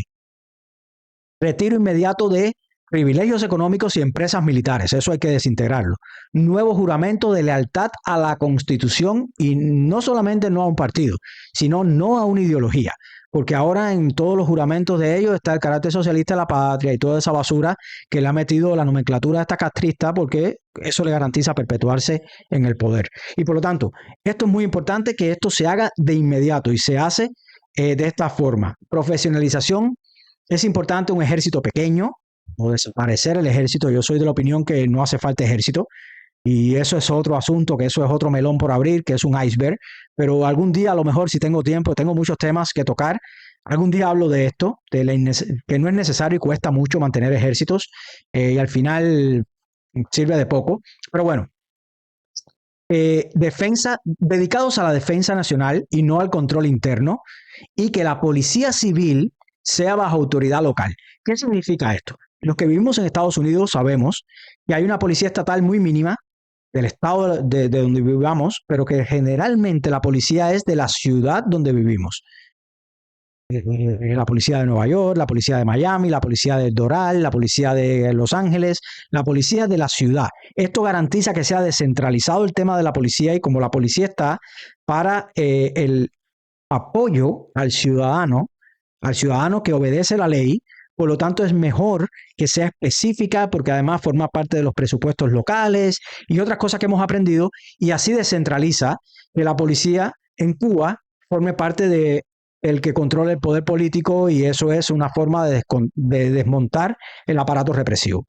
La clave en este asunto es que los militares subordinados se subordinen y que no sean humillados innecesariamente, porque la realidad es que algunos de ellos, como ha pasado en las transiciones, quizás sigan en sus puestos o desempeñando labores de estas marciales, de estas militares, o sencillamente no, o todo puede pasar.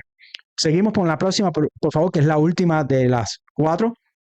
La transición económica. Esto es muy importante, porque este es el paso hacia la libertad. Y la parte económica es fundamental. Y ahorita cuando hable de los ejemplos, a lo mejor si tengo tiempo, les voy a poner los ejemplos clásicos estos europeos que no sabemos a veces y cosas muy locas. Incluso hay un nombre, bueno, no voy a adelantar lo que les tengo preparado, pero esto es muy importante, la transición económica. Es un error común, muy común, sobre todo en el discurso de algunos opositores, que a mí lo que me dan es vergüenza, que hablen que se oponen a la dictadura y no se opongan al comunismo o al socialismo y no entiendan quién es el enemigo, que no es otro que el socialismo. Pero es un error común mantener el socialismo light, o sea, la socialdemocracia, cacareada por algunos que ni saben de lo que están hablando, estoy seguro, porque yo prefiero creer que son anticomunistas y que son antidictadura a creer que lo están haciendo de manera consciente y con conocimiento. El que conoce de lo que estamos hablando es importantísimo que haya respeto a la propiedad y la propiedad, la vida y la libertad es incompatible con el socialismo. Estas tres cosas en el socialismo pasan a un segundo plano porque el socialismo va por delante de ellas. Por lo tanto, es un error común mantener el socialismo light y la socialdemocracia. O sea, llamarle socialdemocracia o estas derivaciones, que eso también podemos discutirlo. Todo el que me esté escuchando ahora puede ir anotando, que ahorita voy a poner el link, sube y lo hablamos. Porque esto hay tela por donde cortar, pero no me quiero ir por ahí. Las primeras medidas económicas deben ser la legalización inmediata de la propiedad privada, de las empresas y la liberación de los contratos. Que si yo quiero poner un hotel en Cuba, le pueda pagar a mis empleados como me dé la gana, con el contrato entre los empleados y yo, que no tenga que pasar por una tercera empresa que yo le pago a ellos y la empresa lo cambia en moneda nacional para pagarle lo que quiera, que si a mí me da la gana de regalarle un teléfono a todos mis empleados al fin de año, lo pueda hacer, o sea, que se respete el contrato entre las partes.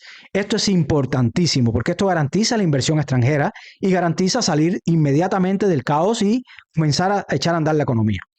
Fin del monopolio estatal en lo posible, porque hay monopolios estatales que, como verán más adelante, no se pueden cambiar de una sola vez. pero fin del monopolio estatal sobre las pequeñas empresas, sobre el comercio, sobre la agricultura. ¿Qué hace el Estado metido en esas cosas? Es como que, no sé, Donald Trump se ponga aquí a estar hablando de cuánto le va a autorizar vender a la gente que siembran papa en Ohio o cuánto va a autorizar. Eso es absurdo, eso en ninguna economía funciona así.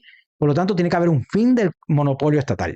Libertad de precios gradual para evitar shock social, pero libertad de precios. Los precios, como diría Mises, Ludwig von Mises, que es el economista más importante de toda la historia de la humanidad, y les pido por favor a los que estén interesados en el tema, porque yo hablo para muchas personas, pero sobre todo hablo para las personas que quieren conocer de estos temas. Y cualquiera que estudie economía es indispensable estudiar a Ludwig von Mises.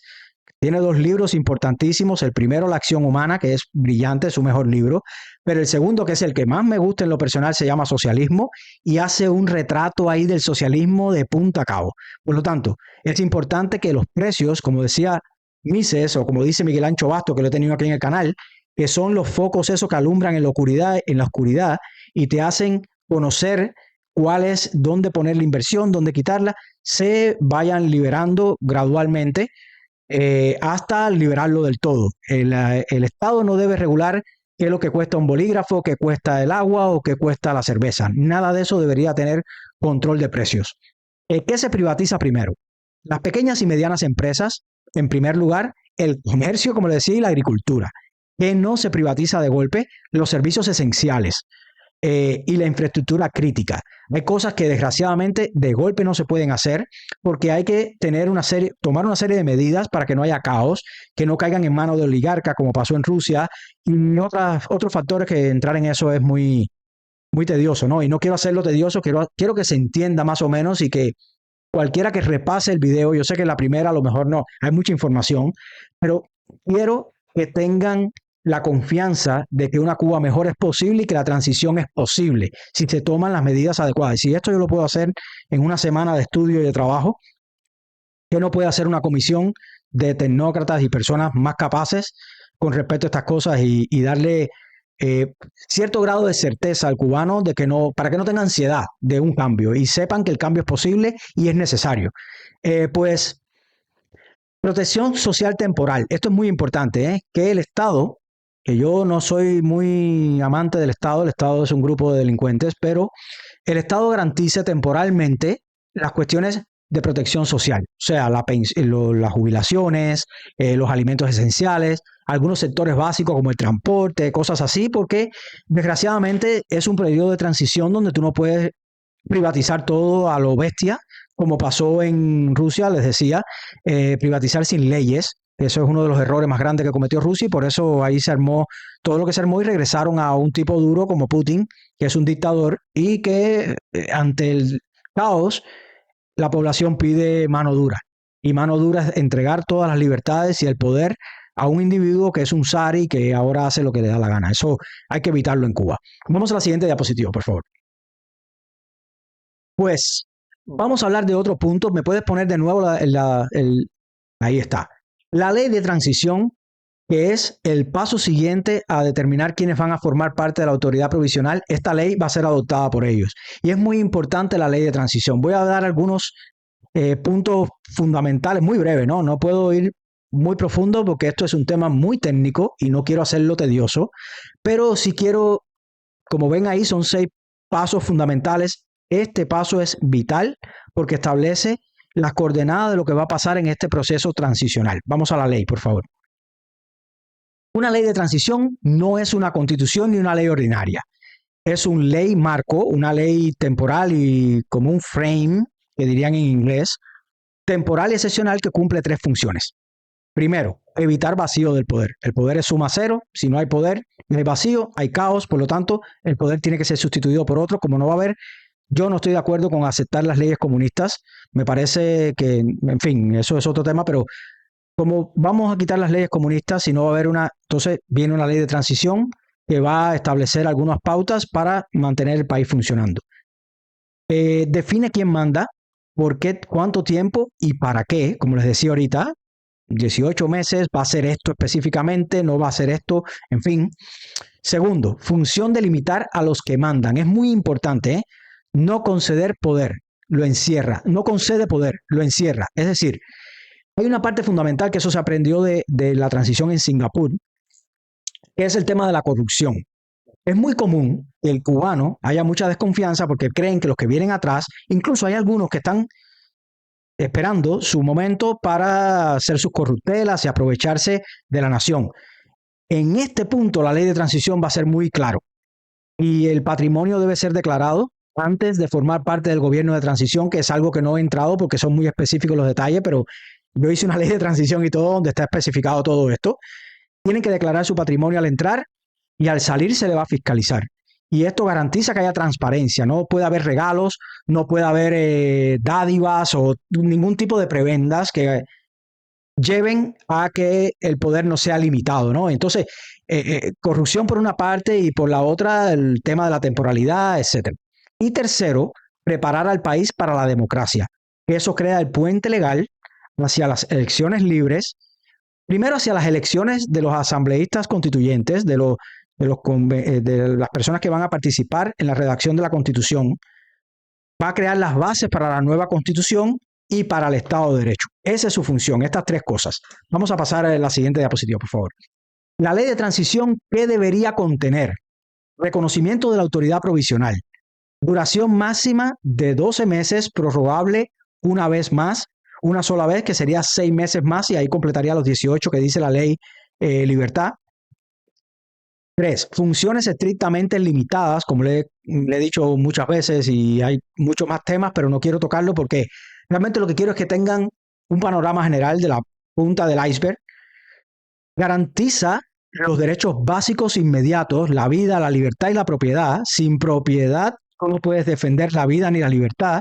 Y la función social de la propiedad es tan grande y tan vital para un Estado próspero que no tenemos idea los cubanos a veces. Yo oigo incluso a personas que llevan mucho tiempo fuera hablando de desconociendo la función social de la propiedad, que de verdad, a mí me da mucha ira, porque, como insisto, tú no estás obligado a saber, pero sí estás obligado, si vas a ejercer esta función social de comunicación, sobre todo el tema de Cuba, estás obligado a investigar y a ser responsable.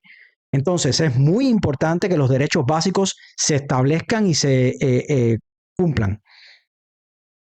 Calendario electoral obligatorio, es decir, los términos. En 6 meses vamos a comenzar la asamblea constituyente, en este tiempo vamos a terminar este proceso, es decir, el calendario electoral obligatorio, marco de justicia transicional, lo que le decía, como un frame de la justicia, de lo que hemos hablado ya, proceso para una nueva constitución y cláusula de extinción automática de este gobierno de transición.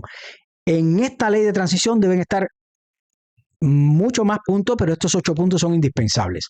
La clave de este tema es que una ley de transición que no se extingue sola no es transición, es una trampa.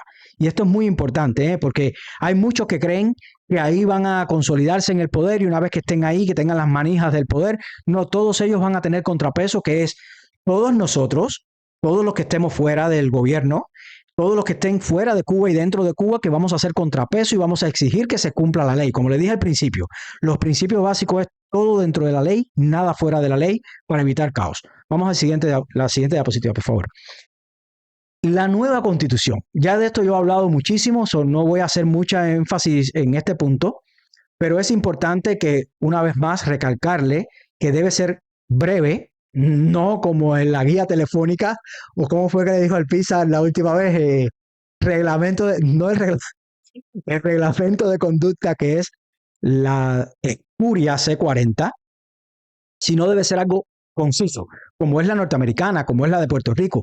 La de Puerto Rico tiene 9 artículos, la norteamericana tiene 7 artículos, 27 enmiendas. O sea, debe constituir los poderes y callarse la boca, porque ya cuando se meten asuntos laborales, asuntos civiles, asuntos mercantiles, ya se echa a perder una constitución. La constitución no es para eso, es para constituir los poderes, lo he explicado muchas veces, que formaban parte del poder absoluto monárquico anterior y ahora los va a dividir en la tripartición de poderes de Montesquieu y va a decir, los poderes que antes tenía el soberano absoluto, ahora el soberano es el pueblo y los poderes van a ser estos 3, ejecutivo, legislativo y judicial, y ellos van a hacer que cuiden al ciudadano, no que el ciudadano tenga que protegerse del Estado. Por lo tanto, esos poderes tienen que estar bien esclarecidos en esa Constitución, que va a ser máximo 5, 6, 7 artículos, no más.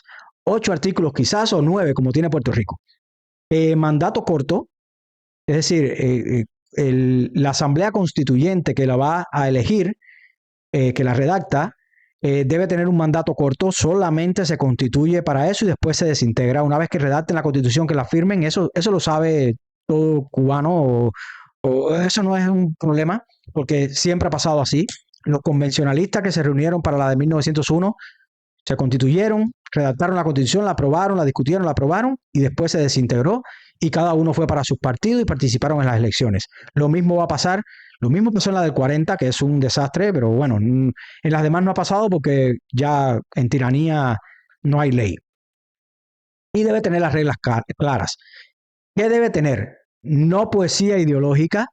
Una constitución no debe tener carga ideológica de esto de que carácter irrevocable de nada, mucho menos del socialismo, que es un cáncer mundial. Solo limitar el poder, como le decía, los derechos individuales, que deben ser derechos negativos, de eso he hablado ya, separación de poderes, lo decía, descentralización, reelección limitada o prohibida. En el caso cubano le encanta que sea prohibida, yo diría limitada a un segundo mandato, como pasa en Estados Unidos, es útil, y control ciudadano. Principio rector de una nueva constitución: la constitución protege al ciudadano del Estado, no al Estado del ciudadano. La clave por la cual la Constitución norteamericana es la más antigua y la única que no ha sido reescrita ni reformada, es porque protege al ciudadano del Estado. Es decir, hace la función que tiene que hacer, porque al fin y al cabo la soberanía es nuestra, no del poder político. Sigamos a la siguiente diapositiva, por favor. Las elecciones libres y fin de la transición. Los partidos libres, debe tener partidos libres para que haya elecciones libres. Estos son los requisitos, ¿no? Que es lo que más o menos quiero decir aquí. Observación internacional, alternancia garantizada, que no siempre sea el mismo partido ni un partido único, que eso es un disparate comunista para centralizar el poder.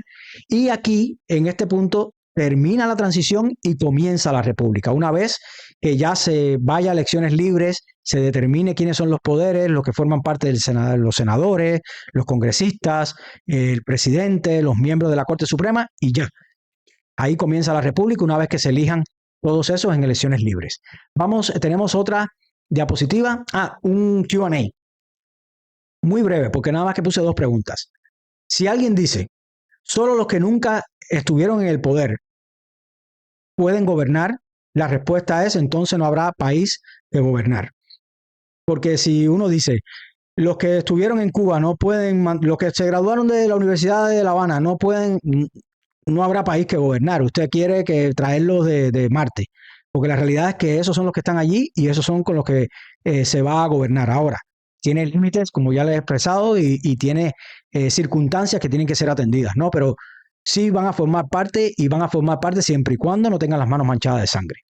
La segunda pregunta, que se queden los que están. Entonces, si se quedan los que están, no habrá transición. Es la respuesta obvia a esta pregunta. Por último, quiero cerrar con una frase, que la transición no es para ganar debates, y esto es para aviso para navegantes, es para que Cuba no vuelva a perderse a sí misma.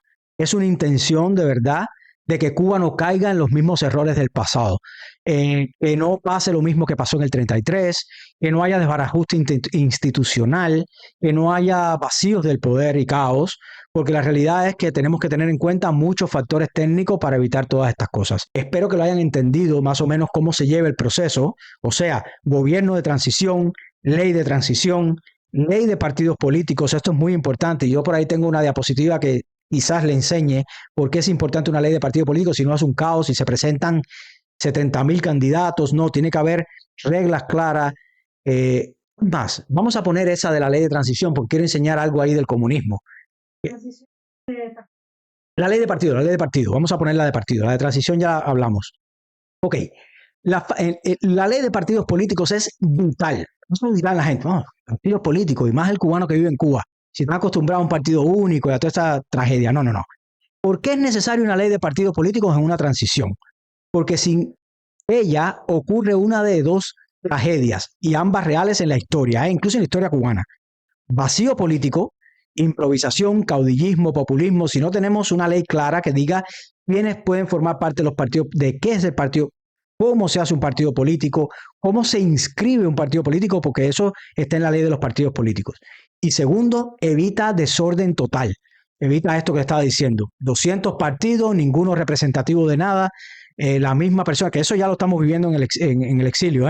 Hay muchos partidos y organizaciones que uno dice, pero, por ejemplo, Paso de Cambio tiene alrededor de 210 personas firmando, organizaciones que la firman, y yo me pregunto dónde están la mayoría de esas organizaciones que yo no sé ni que existían, y eso que yo tengo más información que el que vive en Palma Soriano ahora mismo en Cuba o en San José de las Lajas, no sé.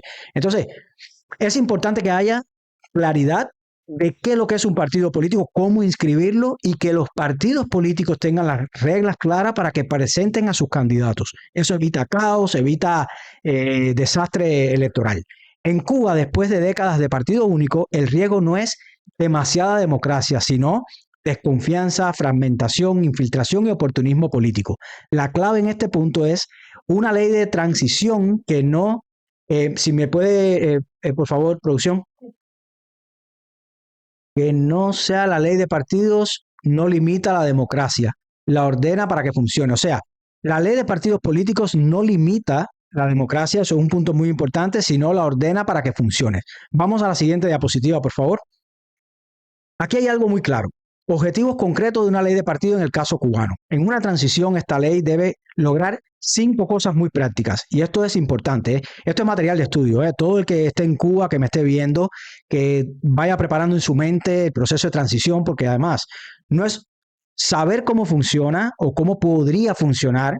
Es útil porque evita que hagan lo que le dé la gana al que se siente ahí en el poder el día de mañana. Porque esto es un contrapeso. Nosotros somos los soberanos, somos los cubanos, y eso tenemos que entenderlo. Todos los cubanos somos los dueños de la soberanía. Tenemos una fracción de nuestra soberanía nacional y por lo tanto tenemos voz y voto en todas estas cuestiones. Y si no sabemos, no podemos exigirle a los que estén ahí que hagan las cosas bien. Así que por eso está. Y tengo mucho más claves, ¿no? Pero vamos a poner estas 5.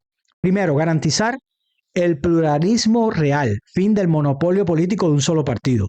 Evitar partidos ficticios o fachadas. Eso se entiende por sí mismo. Impedir la continuidad del Partido Comunista bajo otro nombre. Cuando uno establece en la ley qué es el Partido Comunista, los partidos totalitarios, eso creo que lo puse más adelante. Permitir representación auténtica de corrientes ideológicas.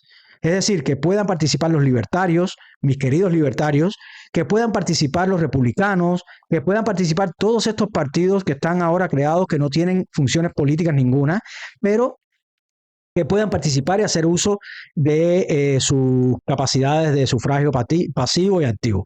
Y preparar elecciones limpias y creíbles. No es una ley para siempre, sino una ley de transición con cláusulas temporales. Vamos a la siguiente diapositiva. ¿Quién adopta esta ley? No se espera, bueno, eso lo pueden leer, eso no es lo que estoy buscando. Vamos a la siguiente. Esta es la que estoy buscando. Ok. Contenido esencial para una ley de partidos políticos, de partidos para Cuba. 1. Derecho a crear partido. Principio base. Todo ciudadano cubano tiene derecho a asociarse políticamente en el partido que le dé la gana. Ningún partido puede declararse único, rector o superior. Esto tiene que estar en la ley. ¿Por qué? Porque esto rompe jurídicamente con el artículo 5 de la Constitución Comunista del 19, que habla del carácter irrevocable del socialismo, que eso es un disparate, carácter irrevocable del socialismo y toda esa basura que ha puesto esta gente y que lo han hecho parecer legítimo. En segundo lugar, prohibiciones claras. Esto es muy importante porque es la parte que le encanta a mi hermano Mujica, que no sé si anda por el chat, pero él siempre me habla de esto cuando estamos hablando del tema de la transición o el tema de Cuba. Él dice, hay que legalizar el Partido Comunista. Pues ahí viene. Las prohibiciones claras deben estar en una ley. Y esta ley de partidos políticos debería contener esto. Y si alguien me llaman y yo dejo todo lo que estoy haciendo y yo le explico y le mando para allá la documentación de lo que ha pasado en Polonia, en República Checa y en la madre de los tomates. Porque tiene que acabarse el Partido Comunista en Cuba para siempre. Es un castigo para ellos. Pues, punto número 1, una ley de partidos cubana debe prohibir explícitamente partidos que promuevan el totalitarismo. nieguen derechos fundamentales y justifiquen dictaduras pasadas. Esto es muy importante porque a mí siempre me dice Bárbara, ¿se puede usar la Helms-Burton para la transición? Ok, eso es una buena pregunta, Barbarita. De Abanico Cubano, muchas gracias y gracias por el super chat. Lo que pasa con la ley Helms-Burton, que la ley Libertad, que en su título 2 habla del tema de la transición, en la sesión 201, 205 y 206 específicamente, si mal no recuerdo, estoy hablando de memoria, yo tengo por ahí la ley, se las puedo poner ahorita si quieren, pero lo que pasa con la ley Helms-Burton es que es una ley que no es tan completa para una transición, más bien es un guideline, es una guía, es como un marco, ¿no? Habla de cosas muy genéricas, muy generales, pero no específicas. Quien se ha leído la ley, como me la he leído yo soy una polilla, se va a dar cuenta que ahí no están todos los elementos que uno debería, que yo he explicado hoy, por ejemplo. Estas cosas que he explicado hoy no están en la ley Helms-Burton porque además el primer artículo de la ley Libertad, como se le conoce también, que fue adoptada en el 96 después del derribo de las aeronaves de Hermanos al Rescate por estos sinvergüenzas comunistas. En el artículo 1, creo, en el título 1, sesión 101, algo así, dice claramente que Estados Unidos reconoce la soberanía de Cuba para adoptar sus propias leyes. Y eso es algo que rompe la propaganda del régimen, que siempre ha dicho que le quieren imponer leyes desde el extranjero. No. Ellos reconocen, es una ley para los Estados Unidos, que es una ley dirigida hacia Cuba, pero que no es para que tenga efectividad dentro de Cuba, que es una cosa que es muy importante aclararla. Es una ley destinada a manejar de antemano cómo van a ser las ayudas de Estados Unidos a Cuba, a quién se le van a entregar esas ayudas, cómo Estados Unidos reconocería una transición real para evitar cambio fraude, cómo reconocerían para levantar el embargo y de otras cuestiones, qué sería este proceso, pero cosas generales, Bárbara. Pero la realidad es que no nos establece, por ejemplo, qué hacer qué hacer paso a paso con algunos de los factores de Cuba y de las cuestiones políticas, además jurídicas cubanas. Los cubanos tenemos que tener la soberanía de manejar nuestros asuntos legales. Y eso lo respeta la ley Helms-Burton. Por lo tanto, puede usarse, para la pregunta corta, puede usarse la ley, sí, la ley Libertad, pero como un marco, como un guideline. No sé cómo se dice guideline en español, pero no me sale. Como una guía, pero no como la única ley. Tenemos que hacer leyes específicas para un proceso tan complejo y tan técnico. Porque si nos guiamos solamente por la ley Helms-Burton, no nos basta. Sinceramente no nos basta y no es tan específica a pesar de ser una ley que tiene 70 páginas, la versión que tengo yo. O sea, y no llega a ser específica porque habla más de ayuda y cosas así. Entonces, yo vi incluso un comentario, no me acuerdo quién me envió un comentario de alguien que decía que ya estaba escrita la ley de transición y realmente está escrito en la ley Helms-Burton la guía, pero no la ley específicamente que debería regir la convocatoria, elecciones, constituyentes, etcétera. No dice, por ejemplo, cuántos miembros va a tener el gobierno de transición. Estas cosas deberían estar en una ley de transición y por lo tanto es necesario porque si no, vamos a seguir por favor con la parte que ahora venía la parte que más me gusta del tema de la ley de partidos. Prohibiciones claras. Una ley de partidos cubana debe prohibir explícitamente, como les decía, partidos que promuevan el totalitarismo, que nieguen derechos fundamentales y que justifiquen dictaduras pasadas. Esto responde a una pregunta que siempre me hace David. Él siempre me dice que no debería ilegalizarse el Partido Comunista porque regresa con otro nombre, pero la realidad es que esto sería clave para que no regrese un Partido Comunista con ningún nombre. Prohibirse además explícitamente en la ley la reinscripción automática de partidos comunistas, ni con otro nombre, ni con símbolos reciclados, ni con, si me puede ahí habilitar, ni como movimiento histórico. La clave de este asunto es que no es venganza, es protección democrática, como hizo Alemania con el nazismo y como ha hecho Europa del Este con el comunismo, que constantemente vemos sus leyes que ilegalizan los partidos comunistas allá. Entonces, creo que tengo más cosas ahí en el contenido de la ley, pero eso es lo que más quería ponerle. Esto se lo voy a poner aquí para que lo lean después, le tomen screenshot o cuando se lo repasen, pero no quiero de verdad hacer demasiado tediosa esta conferencia o exposición. Vamos a pasar a la siguiente diapositiva, que creo que es la última. Ahí está, el contenido esencial de la ley, lo que debería tener, esas cosas, porque son muy, muy importantes para evitar corrupción, para evitar otros desmanes. Esto es muy técnico, insisto, pero es necesario que tengamos una idea, mi audiencia tenga una idea, eh, beban de esta información que aquí está contenido muchas cosas. Vamos a pasar ya por último a los ejemplos, si lo podemos poner, para ya cerrar este tema y abrir micrófono, que estoy loco por escuchar y además tomarte lo que tienen que decir algunos. Antes de, bueno, vamos a pasar esta parte. Miren, estos son algunos ejemplos que he estudiado, ¿eh? Y les pongo aquí, muy claro aquí, el caso más limpio, las ventajas, el costo y la lección para Cuba. En este caso de la RDA, República Democrática Alemana, que era la parte oriental de Alemania, que he estado allí, que era la parte comunista donde estaba el muro, y la RFA, que era la República Federal Alemana, que era la parte capitalista. ¿Cómo fue la transición? Este es el caso más limpio porque era un mismo país dividido en dos, los aliados estaban de un lado y los soviéticos del otro. Entonces el caso más limpio, que se llevó a cabo con protestas masivas en la calle, colapso del régimen, como siempre pasa con el comunismo y el socialismo, y la reunificación inmediata con Alemania Occidental, con la RFA.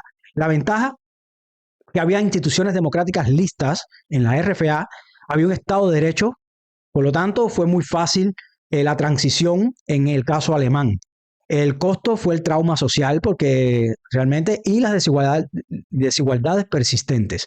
Todavía hoy, en la parte oriental de Alemania, he estado en las dos partes, se nota la diferencia increíble que hay en infraestructura, sobre todo, aunque Alemania en sentido general es un poco mustia, así, no es una nación, a pesar de ser el tren, la locomotora de Europa, económica de Europa, de toda la Unión Europea, pero no, ellos tienen una cultura muy estricta del ahorro y son muy austeros. Entonces, la lección para Cuba es que sin instituciones fuertes listas, la asociación externa no es solución. Vamos al siguiente ejemplo. Checoslovaquia. Checoslovaquia fue la revolución de terciopelo. ¿Cómo se llevó a cabo? Con protestas cívicas, ninguna violencia, transición rápida en Checoslovaquia. Luego se divide pacíficamente en dos países, como está actualmente, que es República Checa y Eslovaquia. Ahí la lección para Cuba es que la no violencia funciona cuando hay cohesión social.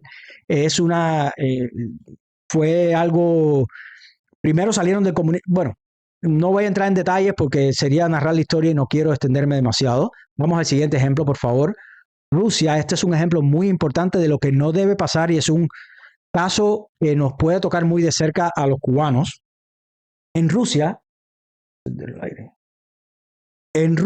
lo que pasó, como todos saben, el colapso del sistema se derrumbó. Todavía hoy recuerdo a Boris Yeltsin en el Parlamento gritándole a Gorbachev que leyera ahí prácticamente lo que constituía su renuncia y la disolución de la Unión Soviética. Así fue una cosa muy así abrupta. Privatizaciones salvajes, se privatizó a lo bestia con un Estado débil y sobre todo con un Estado, no habían leyes claras, que eso es un ejemplo a Cuba, que es una lección clave, que sin Estado de Derecho el mercado crea mafias y no libertad. Esto es muy importante porque ¿qué pasó con Rusia? Que regresaron a un tipo duro, regresaron al autoritarismo, hubo oligarquía y corrupción extrema, que ahí ni hablar. Todos saben lo que pasó con Rusia y lo que pasa actualmente, que han regresado a una dictadura. Putin es un zar, lleva más de 25 años en el poder y no lo suelta y no lo va a soltar y los ha llevado a guerra y a toda esta... En fin, ya he hablado de Rusia varias veces acá porque para mí fue una experiencia en lo personal muy interesante haberla visto, haber conversado con los rusos ahí en San Petersburgo y darme cuenta del miedo profundo que tienen como si vivieran en Cuba, que no quieren hablar de Putin, no quieren hablar de las cosas más sensibles. Y como hay algunos viejos, ancianos, actualmente en Rusia, que añoran regresar al socialismo, tienen nostalgia por la Unión Soviética y por eso Putin todavía sigue con cierta popularidad porque además controla los medios, en fin, persigue a los opositores políticos y toda la historia de una dictadura. Esto hay que evitarlo. Esto lo que nos enseña es que la legalidad es fundamental. Por eso la transición es algo no solamente técnico, como lo he dicho muchas veces, pero quiero repetirlo porque quiero que se lo graben.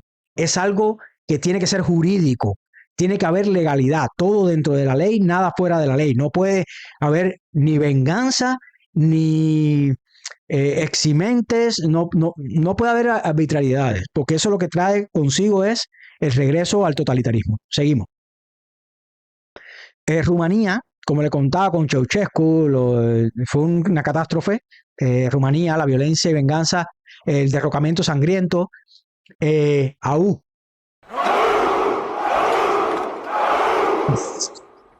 Dice Guillermo Ferrer, un abrazo, mi hermano, que sé que estás trabajando ahora y nos estás viendo ahí.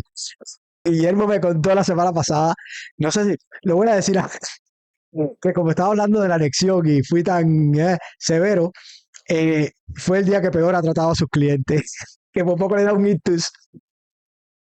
Un abrazo grande, mi hermano. De verdad que es un placer y es un honor para mí sentirte amigo y toda la información y el bagaje cultural que tiene Guillermo. Dice que sí a la reunificación con la Florida de Cuba. Cuba en un tiempo fue parte, es decir, la Florida ffue parte de la Capitanía General de Cuba antes de vendérsela a los Estados Unidos, bueno, a los Estados Unidos ya, en 1849, creo, 19, no recuerdo, bueno, whatever, no quiero divagar con eso, porque después me sacrifican aquí, me crucifican mis queridas viudas, que dicen que no tengo lagunas históricas.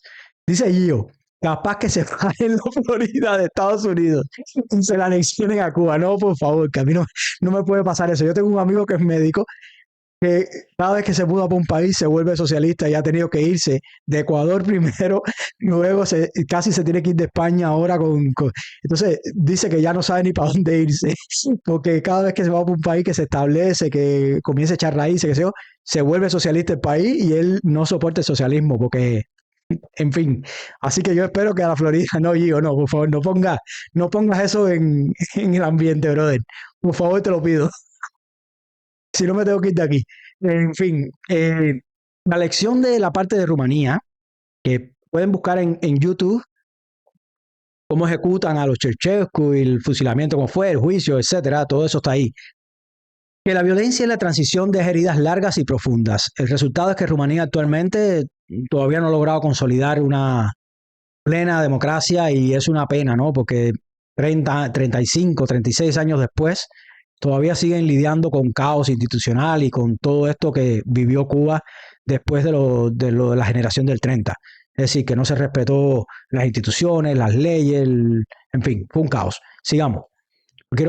China es una reforma incompleta, porque China fue el clásico ejemplo del cambio cosmético en el crecimiento y además que el crecimiento económico no garantiza libertad. Ellos han tenido un crecimiento económico, pero de China yo debería hacer un programa porque de China hay muy mala información. Se piensa que China es un país súper desarrollado y China realmente va a una crisis económica terrible, que de eso hablaré, con ciudades completas, construcciones abandonadas y, en fin, el desastre que trae siempre el comunismo y la centralización y la planificación económica, pero no es el tema de hoy. Vietnam pasó similar a China, eso fueron cambios cosméticos, cambios de nombre, pero no de estructuras, y por eso hay que desmantelar el control totalitario de un país y en una transición en Cuba es preciso fijarnos en estos dos ejemplos para no repetir errores de estos países y no regresar a la catástrofe que son. Sigamos, porque quiero llegar a Polonia. El caso de Nicaragua también lo estudié, muy interesante. En Nicaragua, en el 90, no se completó desmontar el aparato sandinista de estos terroristas de los que Daniel Ortega era parte, y el resultado fue que regresó Ortega años después y ha montado una dictadura sangrienta que tiene perseguido a opositores políticos, encarcelado a cardenales, en fin, todo lo que ustedes saben. Eh, la lección es que si no desmontas el poder vuelve. Si no desmontas completamente el aparato comunista en Cuba, va a regresar, se los aseguro, porque los comunistas y los socialistas son unos sinvergüenzas que van a buscar la forma de colarse en los partidos. Eso se lo enseñó Stalin perfectamente, de ahí que Fidel era del partido ortodoxo, el otro era del partido tal, y así se fueron colando en las instituciones democráticas para llegar al poder y una vez que llegan rompen todo. Por lo tanto, es importante desmantelar estas estructuras de poder y eso debe tenerlo como un objetivo primordial el gobierno de transición y el periodo de transición. En África pasó en casi todos estos países donde fueron mercenarios cubanos pagados por la Unión Soviética, donde hemos visto las consecuencias que ninguno de estos países tiene estabilidad democrática, no hay reconciliación real y no hay estabilidad, hay profunda corrupción porque la hija de Eduardo dos Santos, que era el presidente angolano, en fin, que Fidel Castro le regaló, le mandó las tropas y etcétera, etcétera, es la mujer más rica de África, era, hasta hace poco, no sé los últimos informes que dirán, pero la corrupción es enorme, por lo tanto, estos son ejemplos de falsos cambios que Cuba debería aprender de ellos, sigamos. En Hungría pasó también, fue un error, regresaron completamente a un tipo duro, no recuerdo ahora el nombre, seguro que en el chat lo recordarán. Sí, Eduardo dos Santos, dice Gio, exacto, ese era el presidente de Angola. La hija Isabel dos Santos, creo que se llama, la última vez le confiscaron en Inglaterra no sé cuántos billones, una cifra de esa ridícula que uno no sabe ni escribir. Es que eso es lo que genera siempre el socialismo y el comunismo donde se establece. Sigamos. Quiero llegar a la parte de Polonia, por favor. Sí, la lección de Hungría es que la transición puede ser exitosa y aún así fallar después si no se limitan bien los poderes. Por eso la ley es muy importante. Polonia. Este es el caso más citado. Y aquí siempre se habla de Wałęsa, pero la realidad es que en Polonia hay un actor fundamental que lo he puesto aquí porque me da mucha gracia su apellido. Este señor se llamaba Leszek Balcerowicz. Balcerowicz, el primer balcero que conoce las transiciones. Pues este señor es el encargado del ministro de Economía y es el causante del boom económico que ha dado Polonia. Yo fui a Polonia hace un par de años atrás y realmente Polonia es el país que mejor me sentí en Europa. Incluso no aceptan el euro. Tienes que pagar en zloty, ni me acuerdo cómo se llama la moneda de ellos. Tienes que pagar porque te hacen cambiarla en el aeropuerto, cuando llegas a aduana, y tienen un boom económico que multiplicó por 8 la economía de Polonia, y este es un buen ejemplo, donde negociar no es traicionar, es evitar sangre. ¿Por qué? Porque cómo cayó el sistema con la crisis económica que había, que siempre genera el comunismo, con la presión obrera, con el sindicato Solidaridad de Wałęsa, yo he hablado de Wałęsa aquí otras veces, lucha no violenta, pero además con la negociación directa régimen-oposición. Se creó una mesa redonda, eso lo pueden buscar, una mesa de negociación donde se sentaron y establecieron los términos, pero donde ya el sindicato Solidaridad tenía tal poder que podía hablarle de tú a la dictadura comunista y decirle, hey, si no cumples esto, te va a pasar esto. Y pasaba. Entonces, es un ejemplo, pero quiero que se habla mucho de Wałęsa, pero no se habla muy poco de Balcerowicz. Por lo menos yo no veo, y es un ejemplo de alguien que se graduó en una universidad de Varsovia, que es la capital de Polonia, y alguien que se gradúa, él estudió del 65 al 70, y él era incluso miembro del partido, estoy hablando de memoria, pero esto lo pueden buscar, para buscar la historia de este señor que aplicó a rajatabla las ideas de Mises y las ideas de Hayek, pero sobre todo de Mises, Ludwig von Mises, cómo salir del socialismo, cómo abrir la economía y cómo hacer un país próspero, cómo respetar la propiedad privada. Les voy a poner 2 ejemplos. Me quitaste la diapositiva, pero quería enseñar algunas cosas de la diapositiva. Pero bueno, voy a ponerle 2 ejemplos de lo que hizo Balcerowicz. El primer Balcerowicz, me da mucha gracia su apellido. Balcerowicz eliminó la impresión de moneda. Él suspendió la impresión de moneda para evitar inflación. Y la segunda medida de muchas que tomó, que a mí me encanta, es que le garantizó a la inversión extranjera la devolución del 100% del capital invertido en caso de expropiación. ¿Qué significa esto? Si yo voy ahí e invierto en la industria, qué sé yo, turística, siderúrgica, no sé, en la electricidad, y por alguna casualidad, en un cambio de gobierno, en algo pasa, me expropian o me confiscan, cualquiera de las dos ataca mi propiedad, los bienes de mi empresa, garantizaba en ley, Balcerowicz promovió una ley que garantizaba la devolución del 100% de esta inversión. Esto es brutal, porque esto hace que la inversión extranjera se incentive, y esto es algo que podemos aprender mucho los cubanos, para incentivar la inversión de todo el capital de cubanos americanos, cubanos canadienses, cubanos españoles, los cubanos que eh, se han hecho prósperos, han sido prósperos en otros países y son empresarios y puedan regresar a Cuba e invertir con seguridad jurídica. Porque si no hay seguridad jurídica, no hay regreso de capital. Y esto es algo que se debería estudiar. El económico que hay en Cuba, que va a liderar que va a formar parte de estos tecnócratas que les decía ahorita, de la transición, debería estudiar a Balcerovich.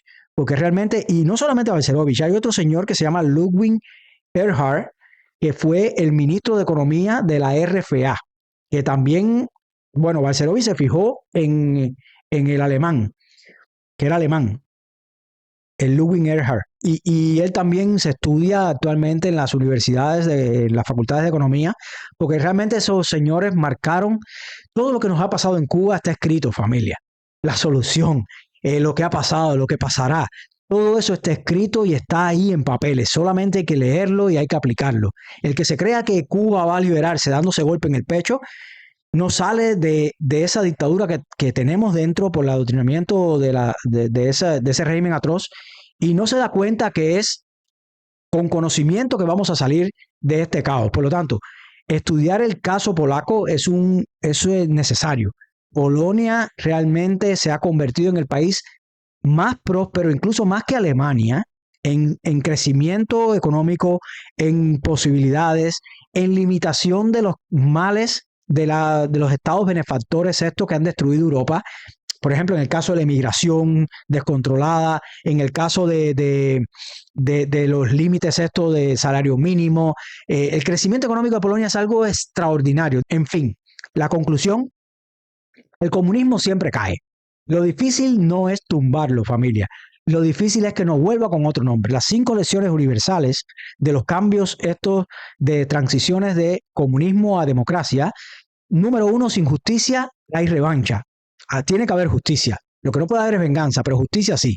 Sin perdón hay impunidad. Si usted perdona al agresor, usted está condenando a la víctima. Por lo tanto, hay impunidad. El Estado no puede desaparecer de golpe, pero sí ser limitado y además destruido desde adentro las estructuras del poder. La economía debe abrirse, pero con reglas claras, con leyes que lo garanticen, una constitución adecuada y leyes subalternas en las ramas del derecho que correspondan, mercantil, civil, etcétera, administrativo, etcétera, laboral, que garanticen que la economía se abra. La transición no debe durar demasiado, máximo 18 meses, y el mayor peligro aparece después de la victoria, pero es posible. Y quiero que entiendan que es posible, que esto, lo que queremos con todo esto es que entiendan que no queremos que Cuba se vuelva a perder de nuevo. Ese es mi aporte. Recuerden, familia, que en este programa se les quiere, pero que por sobre todas las cosas se les quiere libres. Libertad, igualdad y fraternidad.